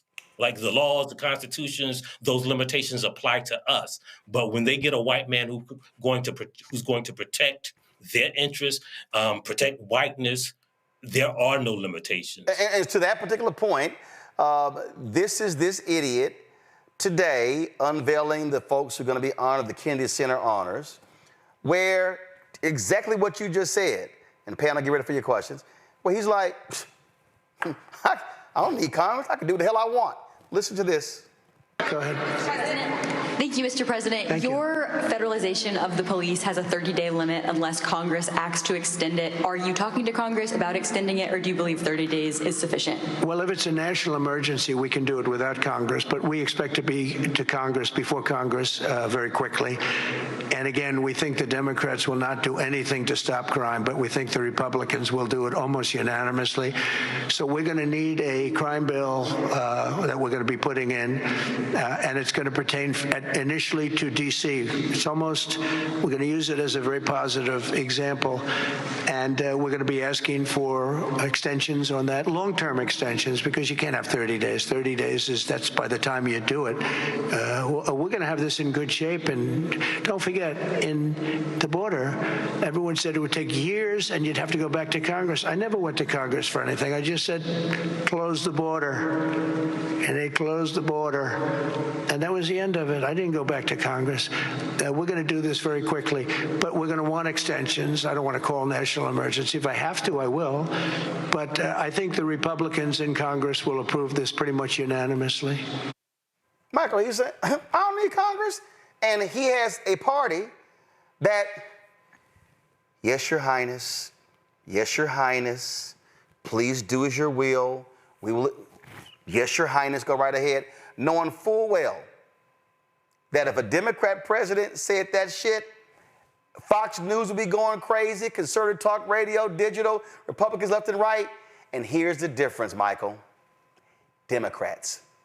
And that's the difference. Right. Republicans, they're like, shut up, whatever, do whatever he wants. And this is the big difference. And to your point about they do whatever they want to, and this is actually a complaint that black people have for Democrats. You say you're gonna do something, but you don't do it. This evil bastard, he does it. And MAGA's like, that's why I voted for him. Right, like the Democratic Party's fecklessness, we can't overlook that, right? Because if there was a legitimate argument for a president or Congress to do something about DC, right? Or to cut jobs like excise from the federal department, like there are 17,000 there's social workers who work for the federal government. Like, why didn't he send them into D.C.? Nah, he sent his soldiers. But the Democrats could have done that too, right? They could have sent, all of these federal workers, they could have put them in schools. They could have used them to educate people, because we know that is actually what deters crime, right? More education, better economic opportunity, right? But the Democrats sat on their hands, and they perpetuate the idea that police or men with guns stop crime, right? If they had been making this argument for the last 4 years, maybe some black people would have got out of their seats and went and supported them for president, right? But they wait and really capitulate to whiteness the same way that Donald Trump does by perpetuating these ideas, because they're afraid to tell the truth or to speak truthfully and factually to the people, because they know that white people are going to get the heebie-jeebies when you first tell them that, hey, that doesn't solve crime. But if they just did what Donald Trump did, right, use their authority to do what Donald Trump did, and control the House or the Senate, then by now, they wouldn't even be having this conversation. Or do what Mayor Brandon Scott did in Baltimore. So you have examples of, if you actually attack the root causes of crime, crime will go down. To your point, it ain't more cops. Right, and which was actually what defund police was. Shift the resources. But we know what happened there. Go ahead, then I'm gonna go to my panel. Yeah, and that's exactly what you're saying, right? They're bringing up defund the police as if everybody was saying, like, no, take that police money and give it to, I don't know, reparations or, Kool-Aid funds or something like that. But what we were saying is, like, if you want to stop crime, take the money from the police, the dudes with guns, and give it to social workers, give it to teachers, put it in schools, put it in job opportunities, make corporations pay their fair share. But now we're at a point in an oligarchy where the corporations are paying less than their fair share. Everybody else is losing healthcare, education funding, history, and now we're wringing our hands. And that is one of the biggest complaints that Black people have with the Democratic Party. And this is why I've said, Michael, point blank, that a Democrat that runs in 28, and if they win, my position is, I ain't doing none of that shit. What I mean by that is, are you going to release your transcripts? Hell no. Are you going to release your health records? Hell no. Are you going to divest your assets? Hell no. And then if I get in that White House, I'm going to run the damn table. My whole deal is, and don't try to sit here and all of a sudden put brakes when you didn't put in Donald Trump, but I'm not confident that there's a single Democrat that has the guts to go that hard. Let me go to my panel. Let me go first to Larry. Yeah, Michael, really enjoyed all your work. And so I want to talk a little bit. You talked about the National Guard, and we are a full-blown and authoritarian government, in my opinion. And so you look at it as a historian, we see what's happening in L.A. and D.C. in terms of using the National Guard. What does history tell us about what the future looks like in America in terms of policing and the use of military and particularly force? Well, we know what it looks like, right? When Benny, whatever his name is, was talking about all of those cities that burned down, like they burned down with the National Guard was there, right? Like whatever they say about when they talk about D.C. and the riots in D.C. after MLK died in Chicago during the 68, like the National Guard was there, but they are not police, so it did not work, right? So history tells us that. And the thing is, right, like we know from history, like from Reconstruction, from the Civil Rights Movement, Again, when white people feel threatened and there are people around with guns, they're going to shoot white people. Like, look at the reports that came after the Chicago riots or the Detroit riots in 67. And read the manner in which people died. A guy who was a security guard standing in front of the store, making it secure, was shot by a National Guardsman. Right? A woman coming home from work whose child slipped out to ride his bike was shot by a National Guardsman. We know from history how this turns out, right? Like, there's no good thing. Like, what is the crime that standing on a corner will stop? None. With a gun, with a soldier, a trained killer. Again, these people are not trained in law enforcement. They're not trained investigators. They're not trained to follow leads. They're just people who are literally trained to shoot when they are threatened, or when something threatens property, or when something threatens their mission. And their mission this time is Donald Trump. It's not crime, right? It's just Donald Trump. And also, they're not on every street corner. So if you are hell-bent on robbing somebody, you're just going to go where the cops, you're going to go where these soldiers are not. Simple as that. Rebecca? Michael, I'm trying so hard not to cuss tonight because my 75-year-old dad. Go ahead, cuss, Rebecca. Let it loose. Look, my daddy is a former Kojic pastor, right? So hey, listen. I was taught how to cuss by a Catholic priest. So I know, Rebecca, I know some cussing. I know some cussing. Rebecca, I know some cussing Kojic pastors. I know some cussing Kojic pastors. Go ahead. Reverend Deacon Henry Carruthers. So, like, Michael, here's the thing. This is what I'm struggling with. Why do white Democrats act like they don't know how to fight white Republicans? Like, white people know how to fight each other. Like, most of the issues over the last 500 years has been white people fighting against each other. And so it's not like they don't know how to do it, or they're not the descendants of people who did it. But what is it about white Democrats now who act like they don't know how to take the fight to white Republicans? Because that's, as a Black woman, I'm watching this and I'm watching white people fight.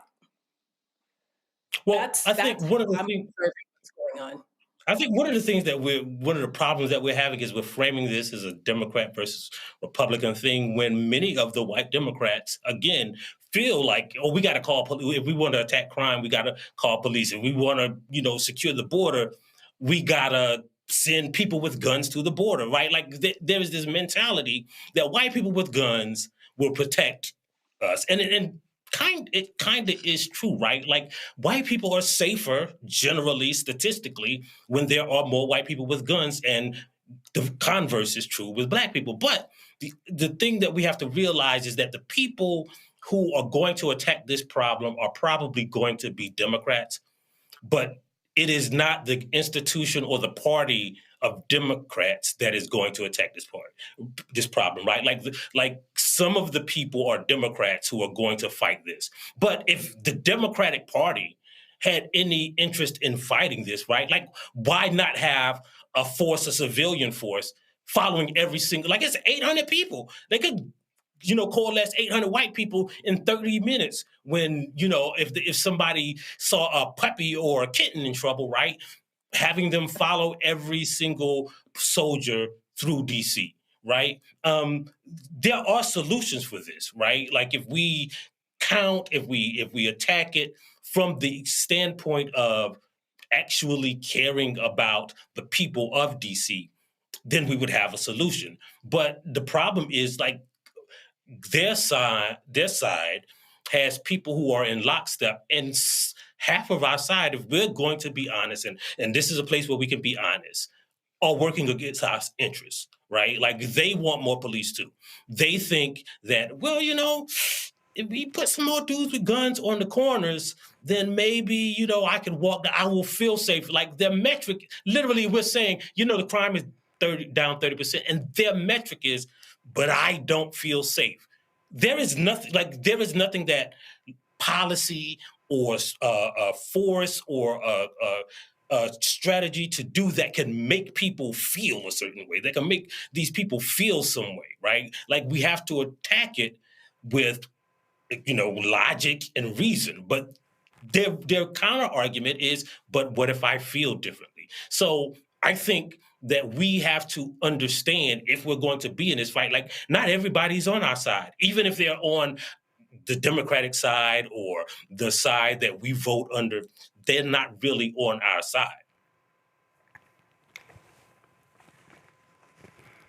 So it sounds like you're saying white people are being irrational.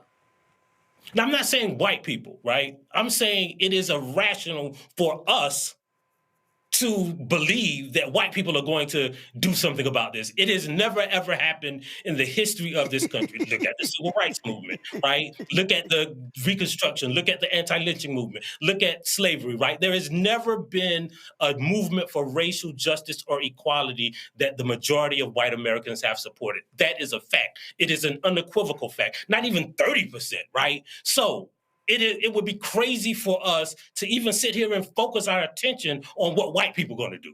Because we know what white people are going to do. History tells us, the present tells us, every second of the future tells us. And we saw what happened when a majority of Americans, for the first time in American history, approved of a black movement, the Black Lives Matter movement. And these white folks lost their mind. And everything we've seen since then has been a result of that. Like, we just can't even, for that brief moment, and I was saying to put people in, keep your foot on their necks, because the history of white folks is they will flip that page so fast and say, all right, we good. We did everything. All right, that's enough. We done enough for y'all. The history is right there. But when you don't read history, that's why they want to ban books. That's why they want to change history. That's why they don't want to tell the real story. That's why they want his story, because it's a fact. So when America celebrates its 250 years next year, I'm telling you right now, we ain't following that bullshit coming out of the Oval Office. We're going to tell a totally different story. In fact, I know, Michael, it was driving you crazy.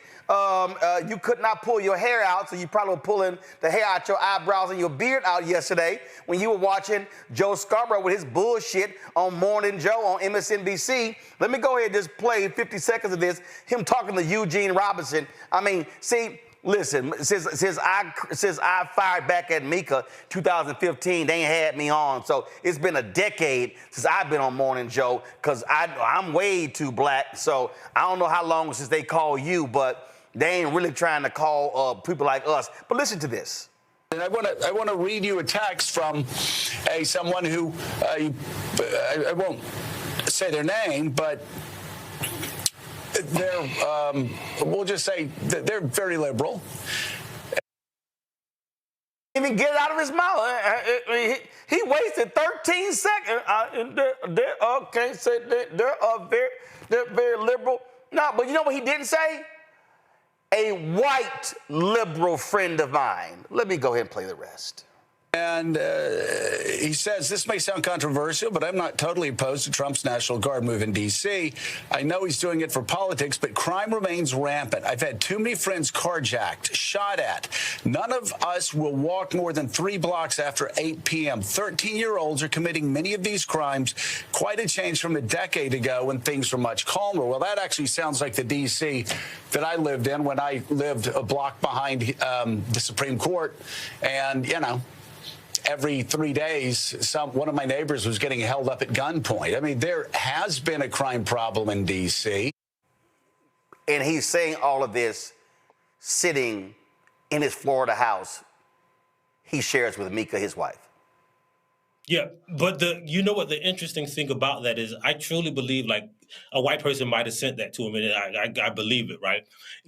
Here's a theory, though. Well, not a theory, right? This has been proven by statisticians, is that feeling that he's talking about, that what he saw, that carjacking and those robberies is a result of the gentrification of D.C. It's just more white people living around in places where like they were secured from, even seeing crime for most of the history. But now that you're walking through D.C. where black people live and where black people used to live, and you're seeing like the thing that has been going on for a century and is going on less now than it used to be, but white people see it now because of social media, because they're living next door to black people, right?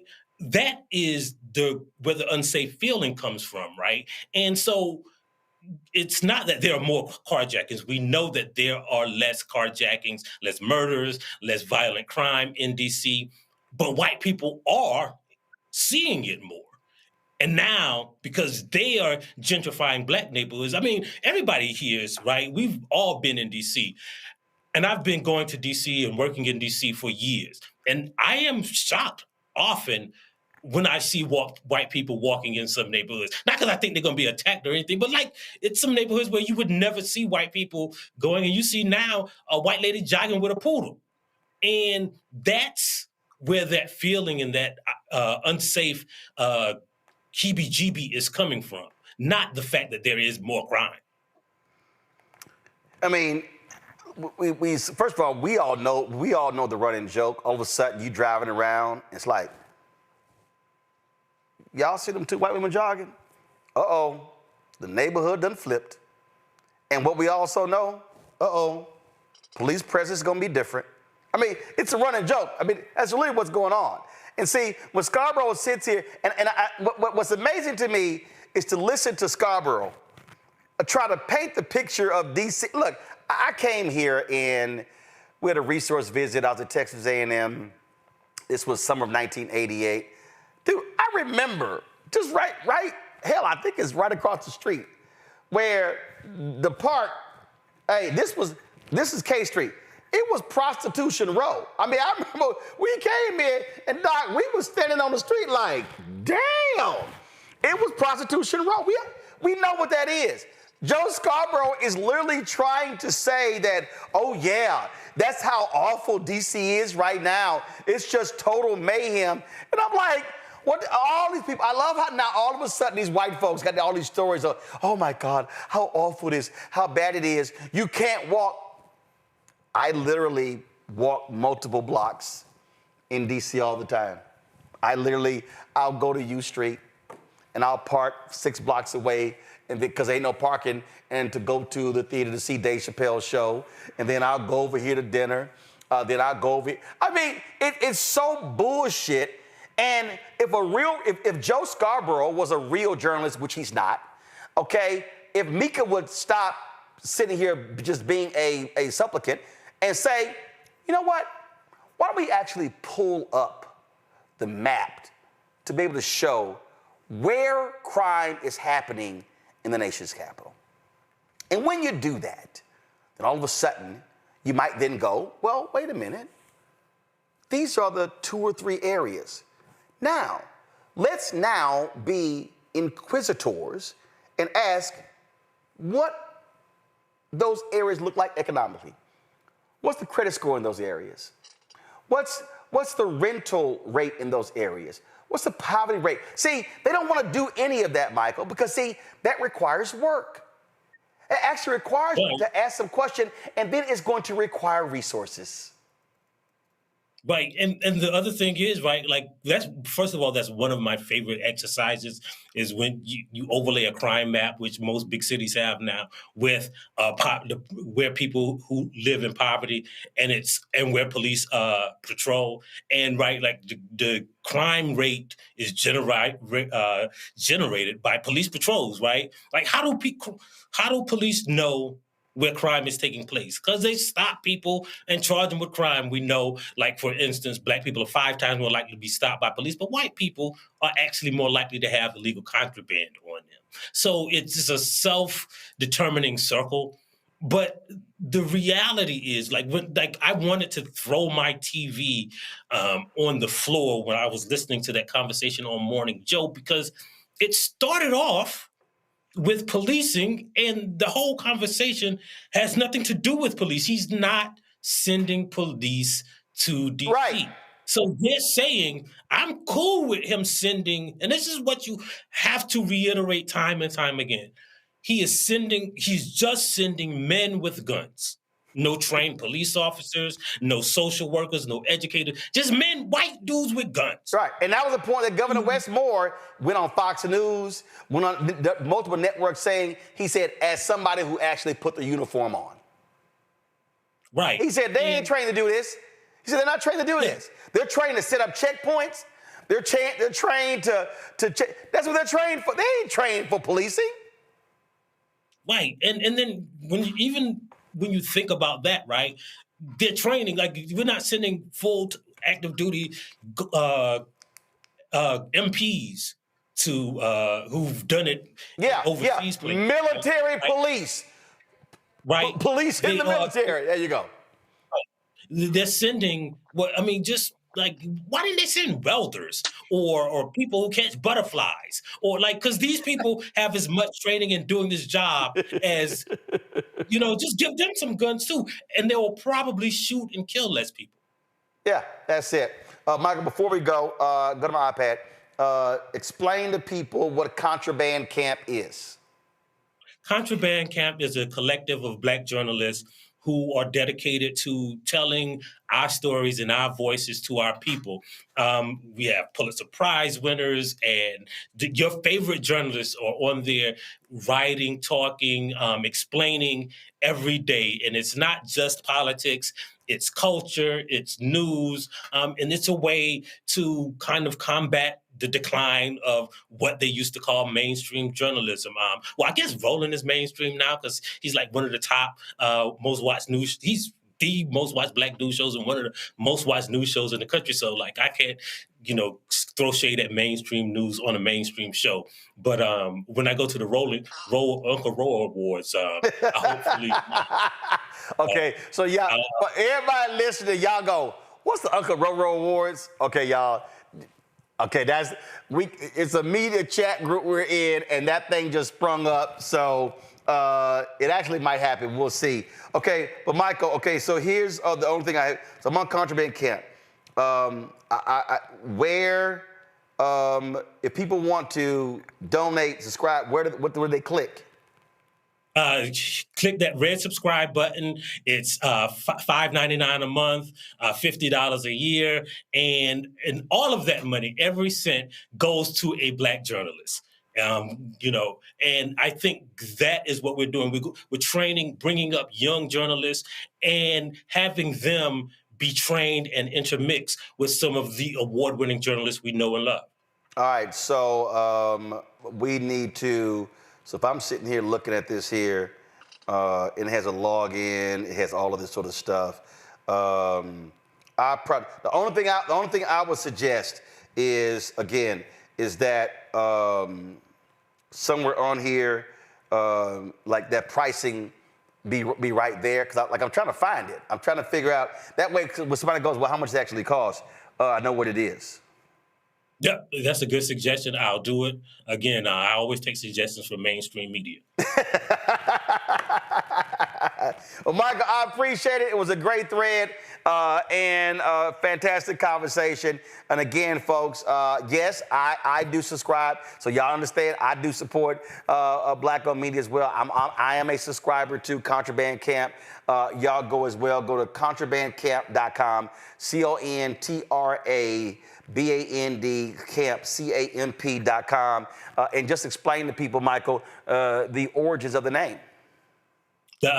After the Civil War, most of the Black cities, most of the Black political movements originated in these camps where Black people freed themselves and organized themselves, and they were called contraband camps because before the passage of the 13th Amendment, and Black people who ran away from slavery, they were not citizens, but they were not slaves. They were considered contraband of war.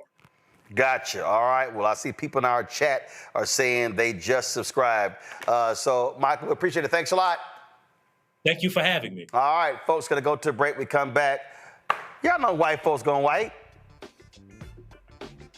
We're going to tell you what they did in Texas, restoring the name of a white domestic Confederate terrorist on a school. You can thank Donald Trump for that. You're watching Roland Martin Unfiltered on the Black Star Network. Now streaming on the Black Star Network. Getting like this major artist like Snoop to be like, yeah, you're going to be the flagship of Death Row Records is crazy. Because I'm like, okay. When he got the call, I was in the room. He was sealing the deal. It's done. And I was like, man, congratulations. You know, I got me a drink. You know, he rolled up, and we were sitting there talking. And I was like, oh man, I can't imagine how many rappers you're going to have on this label. It's going to be. He was like, I'm not doing that. I'm like, what do you mean? Like, that's Death Row, Tupac, Suge, the whole look. And he's just like, no, you're going to be the flagship for it. You're going to do it first. And I'm like, you try. Well, look, I'm like, I'm R&B. Like, right. This Death Row's not R&B. He said it is now. He was like, I'll get rappers later. Don't worry about that, but I want you to take over. I'm like, oh, I was nervous. I was like, there's no way this is going to work. People are, and of course you get a little backlash from, on the comment section, when he's posting about it. It's just like, he's R&B. That's not Death Row. And we had to slowly kind of get people acclimated to it.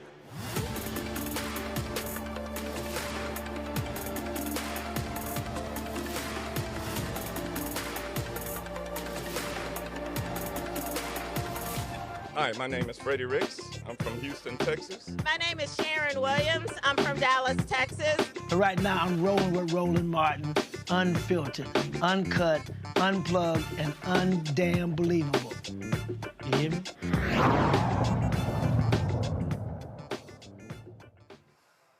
Well, Donald Trump is giving white folks permission to just white on a Texas high school. They are bringing back the original name of a high school that honored a white domestic terrorist Confederate general.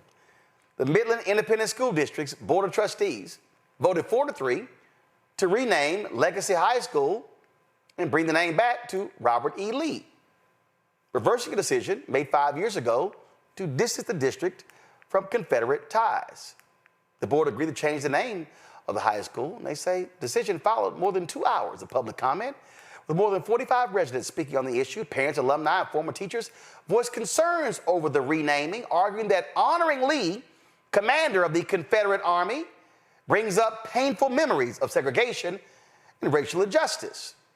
Despite the controversy, Superintendent Stephanie Howard noted the name change could cost the district up to $62,000. Now, you would think white conservatives in Midland who care about finances would say, well, but that's a waste of money. But see, when you get to restore white nationalism and white supremacy, then you can do those things. Oh, do y'all do know what the school mascot is, don't you? Are y'all aware of what they are? Let me go ahead and just show you what they are. Let me go ahead and pull this up because it really does speak to what we're dealing with. And we make this point all the time to y'all because you have to understand how white supremacy operates and how they work. And this isn't the only school. This let's just be real clear. This is not the only one. Others are changing their name. Yeah, they're called the Midland, they're called the Robert E. Lee Rebels. They're the rebels. And see, when you have white conservatives on national television supporting these things, well, they show who they are. So you take Scott Jennings. Oh, conservatives love him, and CNN loves having him on. Because in essence, Abby Phillips' show is really the Abby Phillips Scott Jennings show, or actually, it's the Scott Jennings Abby Phillips show.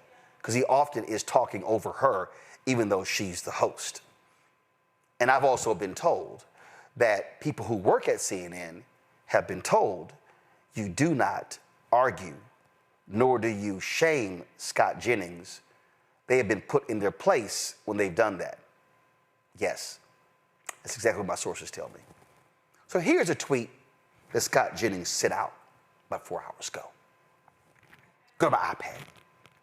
The last time we talked about reviewing historical exhibits was when liberal mobs tore down historical statues across the country. Y'all, he's talking about the Confederate statues, the white domestic terrorist statues. The people who are the angriest about Trump's Smithsonian Museum review are the people who cheered that on. Spare me your outrage. Let me go ahead and play this exchange, and then we'll comment. Listen. Yeah, the last time we sort of talked about the changing of historical exhibits was when all these angry mobs all over the country tore down historical statues all over the place, and the people who seemed to be angriest about the Smithsonian review were cheering that on. So I agree with you. Occasionally, parts of our society do look into those statues in history. Museums. And so, no, they didn't look like they were putting them in museums when they were tying ropes around them and dragging them down. You may be misremembering how it happened, but that's what happened. I'm not here to justify people tearing things down and this and that, but I just think it is grand that right at this table, I can't hear from both of you. You can't even just say politicians should not be editing our history and trying to change our history. That's what they're doing. I don't believe they're changing our history. I don't believe that that's what they're doing. It is what he has been trying to do. All right, we got to leave it there. Congressman Maxwell. Okay, so here's the problem I have with that whole exchange. And Abby Phillip, S.C. Cupp, you have the Congressman Frost there. Y'all, I understand words. I understand why words matter. Scott Jennings literally sat there and said, oh, the liberal mob tore down historical statues. Oh, I remember they were attaching ropes and just tearing them down. I'm sorry, I'm disappointed by Chuck Rocha and Abby and SC and Congressman Frost by not saying, stop. What we're not going to do is we're not going to rewrite history in a conversation about rewriting history. And that's exactly what they did there. First of all, historical statues were not torn down. Racist Confederate monuments were torn down. Most of them, nearly all of them, were removed by votes from city councils, county commissioners, school boards. That's what happened. That's what happened. So this idea that, oh, angry liberal mobs were just going around and just tearing things, no, that's not what happened. So Scott Jennings should have been corrected when he made that particular point.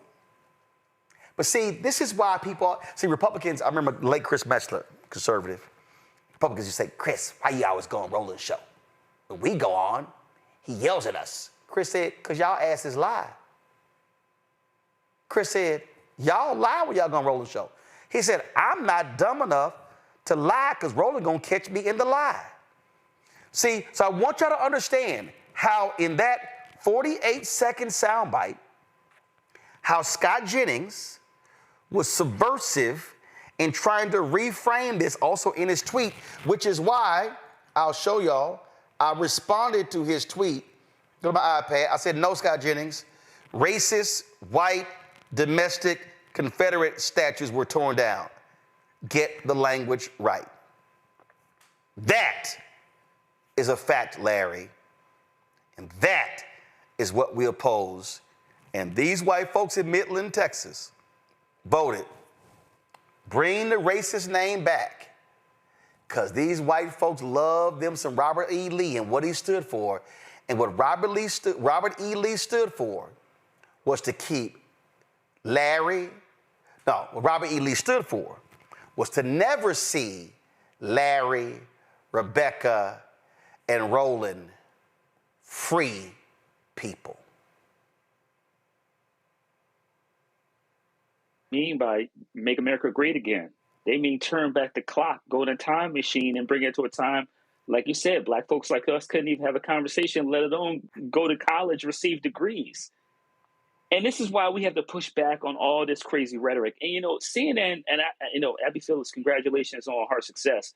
But that platform is just nothing. All you do is he espouses a bunch of misinformation. It's propaganda. And this is how we got here in the first place. And that's why your show is so important in terms of have this conversation to call out this racism, call out what you see in Texas. My sister lives in Texas. And we're going to see more of this throughout the country, Roland.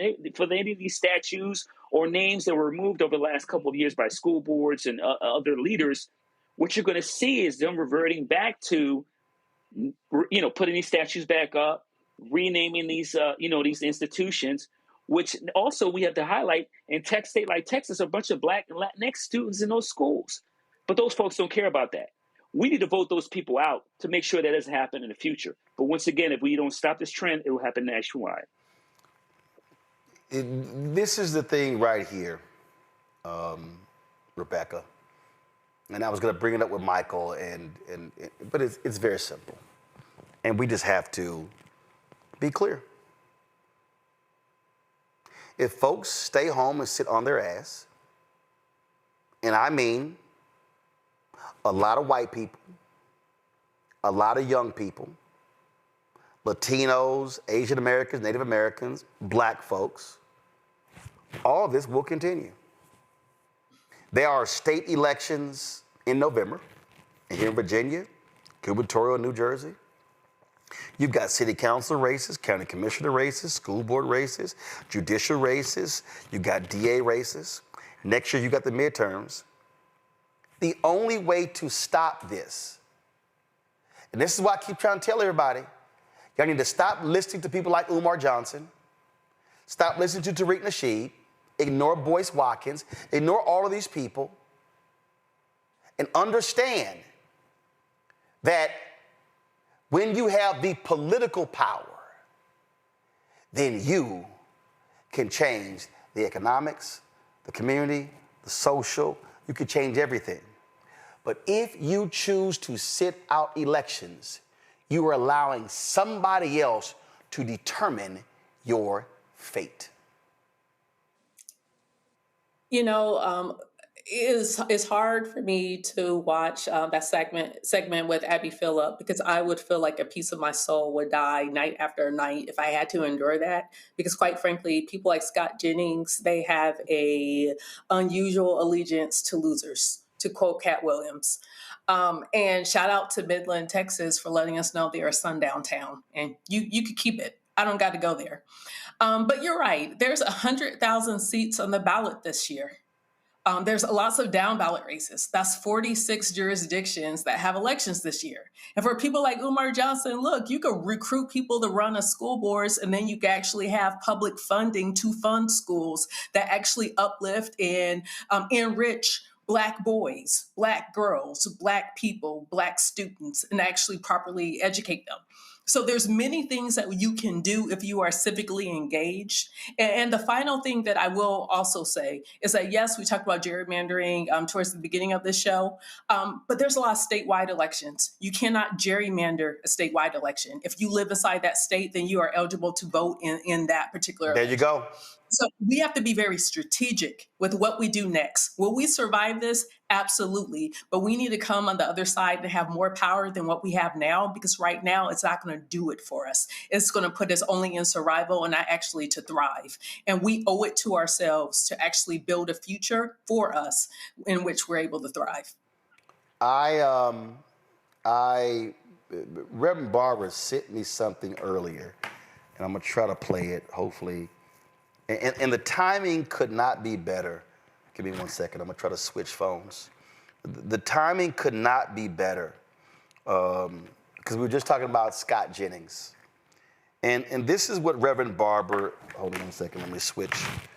Reverend Barbara sent this to me. And when you talk about history in Kentucky, because Scott Jennings is from Kentucky. And this was very timely, what was sent to me about the history of black people in Kentucky. So give me 1 second. Let me do something here. I need to turn off notifications. I don't want y'all to sit here and I get crazy text messages all throughout the show, news updates and all that good stuff. But I saw this and I said, wow, wow, wow, wow. And it was, I had never heard of this story, but we know this has happened many places before, about black communities literally being wiped out under the guise of expansion. Listen to this story. Progress. But to the black families of Adamstown, let me take it back. Progress. But to the black families of Adamstown, it was a death sentence. In the 1940s, the University of Kentucky bulldozed an entire black neighborhood to make room for Memorial Coliseum. No relocation plan, no compensation, just silence. Adamstown had been home to generations. Children played in the yards, families gathered on porches, and then it vanished under concrete and bleachers. But Adamstown wasn't the only one. Prawltown, the oldest surviving black neighborhood in Lexington, survived 2 waves of attempted erasure. Urban planners targeted it in 1951 and again in the 70s, calling it blighted, while investing nothing in its survival. But the people stayed, fought, resisted. Yet decades of disrepair followed, and homes crumbled while the city looked away. These neighborhoods weren't just streets and houses. They were culture, resistance, and community. And now, most Kentuckians don't even know they existed. When we say entire histories have been paved over in the name of development, this is what we mean. If you believe these stories matter, follow for more truth they didn't teach in school. I guarantee you Scott Jennings won't bring that up on Abby Phillips' CNN show, Larry. No, of course not. I mean, Roland, the sad thing about this is stories like that, and states throughout the country. I mean, we could go through the history, like I said, each state, and you have a number of stories in terms of black folks that have been, pushed out of communities. And when we talked about gentrification earlier, it still goes on. In the past, you certainly use more violence to push people out of black communities. And in this case, you saw University of Kentucky build the stadium. But, this is just an unfortunate part of U.S. history. And, Jennings is not going to talk about this because he doesn't care. And once again, it goes to my point earlier, Roland, we talk about Make America Great Again, is that they want to take us back to a time where, it's easy to continue to inflict violence against black men and women and children, and also to keep us in a place where we don't have the opportunity to work at certain jobs and do certain things to provide for our families. But this is also, this whole conversation is about power, who controls power. And often throughout U.S. history, in terms of where black folks have lived or try to thrive, violence has been used as a tool to push people out, black people out, and to punish us for just simply existing. Rebecca, final comment. You know what? Buckle down. It's going to be a long 3.5 years. We're only just over 6 months into this administration. They are nearly 50% through Project 2025. They're accelerating to finish the rest of Project 2025. Then they have their next set of plans for next year. And so it's really good for people to tune in to this nightly digital show. There's a reason why Roland right now is number 40. We need to get him into the top 10 because as we push through the next 3.5 years, there's going to be an increase in disinformation and targeted misinformation towards our communities. And we have to make sure we're informed so we know what to do next and we know what our marching orders are. To that particular point, YouTube comes out every single week, y'all, with their listing of the weekly top podcast. And, you know, we debuted at 76. The highest that we've ever been has been 46. But then it came out this week. Go to my iPad. You'll see right here, these are the weekly podcasts, and I'll just zoom in right here. And so you see, in terms from the African-American standpoint, what you're going to see here, you're going to see in a second, you're going to see Club Shay Shay, entertainment, Nightcap, that's sports. You're going to see the Pivot podcast, that's sports. You're going to see, of course, Neil deGrasse Tyson, he's talking about science. You're going to see the 85 South Comedy Show. Of course, that's comedy as well. Right there, number 40. See, Roland Martin Unfiltered. It's the highest we've ever been. And I can't stress it enough. We are the only black newscast on here.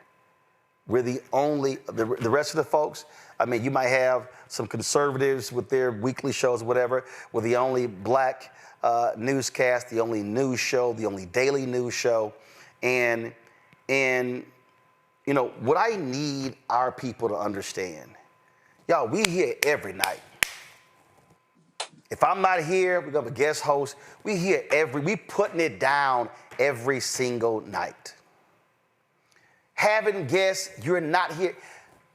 Not a single network will give Michael Harriot 45 minutes. It ain't gonna happen. It ain't gonna happen. Then they're gonna give Michael 6 minutes to talk about his tweet thread. But when you own this, you don't have to ask somebody else's permission. Midnight, Jelana Jones sends me a text. Do you want me on your show tomorrow? Yes. Boom, she's on. Ben Crump, book him. Come on, talk Sonya Massey. Hey, put Michael on. Y'all, that ain't happening anywhere else. And on March 4th, when we had the State of Our Union, we had 250,000 people watching us live. We were number 5 on all of YouTube. 95% of those people don't return on a daily basis. Now, on YouTube alone, we hit 3,600 live viewers today. There's no reason, none, we should have less than 10,000. Now, let me be real clear. I don't hate on anybody else. I remember one night I tuned in to Chad and Shannon with 37,000 people watching them live. Not hating. Congrats. I talk to Shannon and Chad all the time. We text all the time. But what I'm trying to get us to understand is that literally what we're talking about, what Rebecca is speaking about, what Larry's speaking about, and Reese and Greg and Mustafa and Teresa and Omekongo and Niambi, and I can name all our panelists, we literally are talking about things that are life and death. We literally are talking about stuff that's going to impact our people for decades. And no disrespect to any conversation on any of the other podcasts, whether it's Club Shay Shay or Nightcap or Joe Budden or Comedy South or The Pivot or any of that, this is life and death. This is where the people eat. This is where the people keep their lights on. This is whether there's housing. This is whether they are able to get an education. We could go on and on and on. So I need all of us spreading the word, reposting our stuff, telling all of your social media followers, y'all should be tuned in to Roland Martin Unfiltered and the Black Star Network, my show live 6 to 8 p.m. Eastern, and the other shows, because the information that we are providing, you literally are not getting anywhere else. Kathy Hughes coined the phrase, information is power.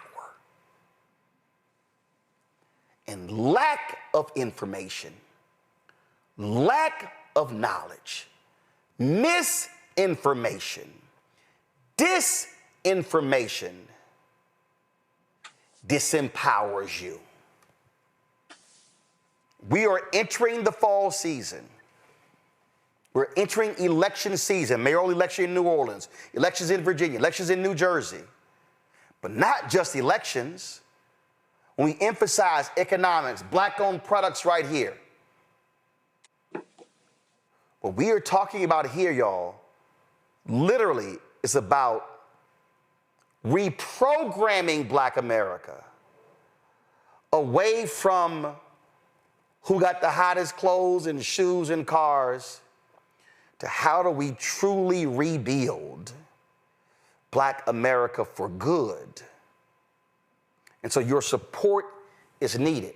We need you sharing our videos, posting them, putting them on TikTok, putting them on Instagram, telling folks to tune in.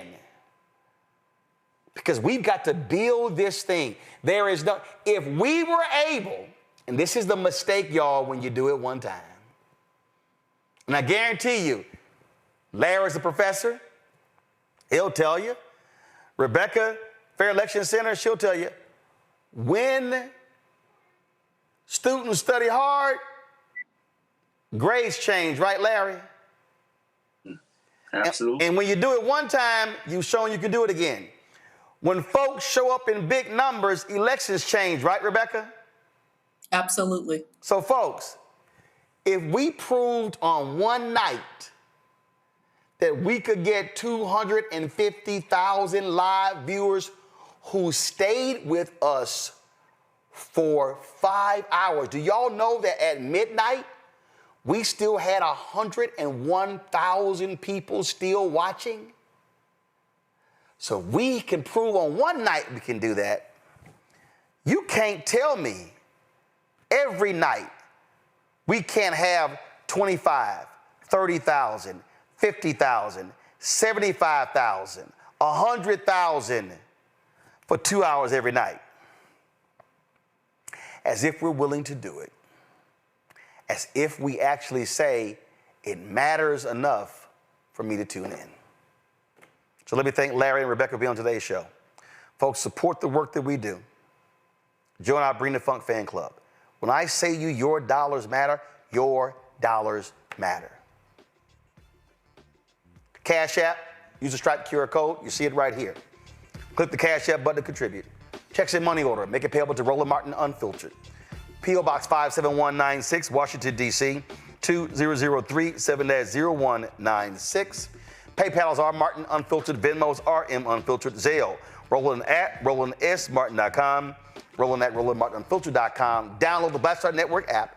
Apple phone, Android phone, Apple TV, Android TV, Roku, Amazon Fire TV, Xbox One, Samsung Smart TV.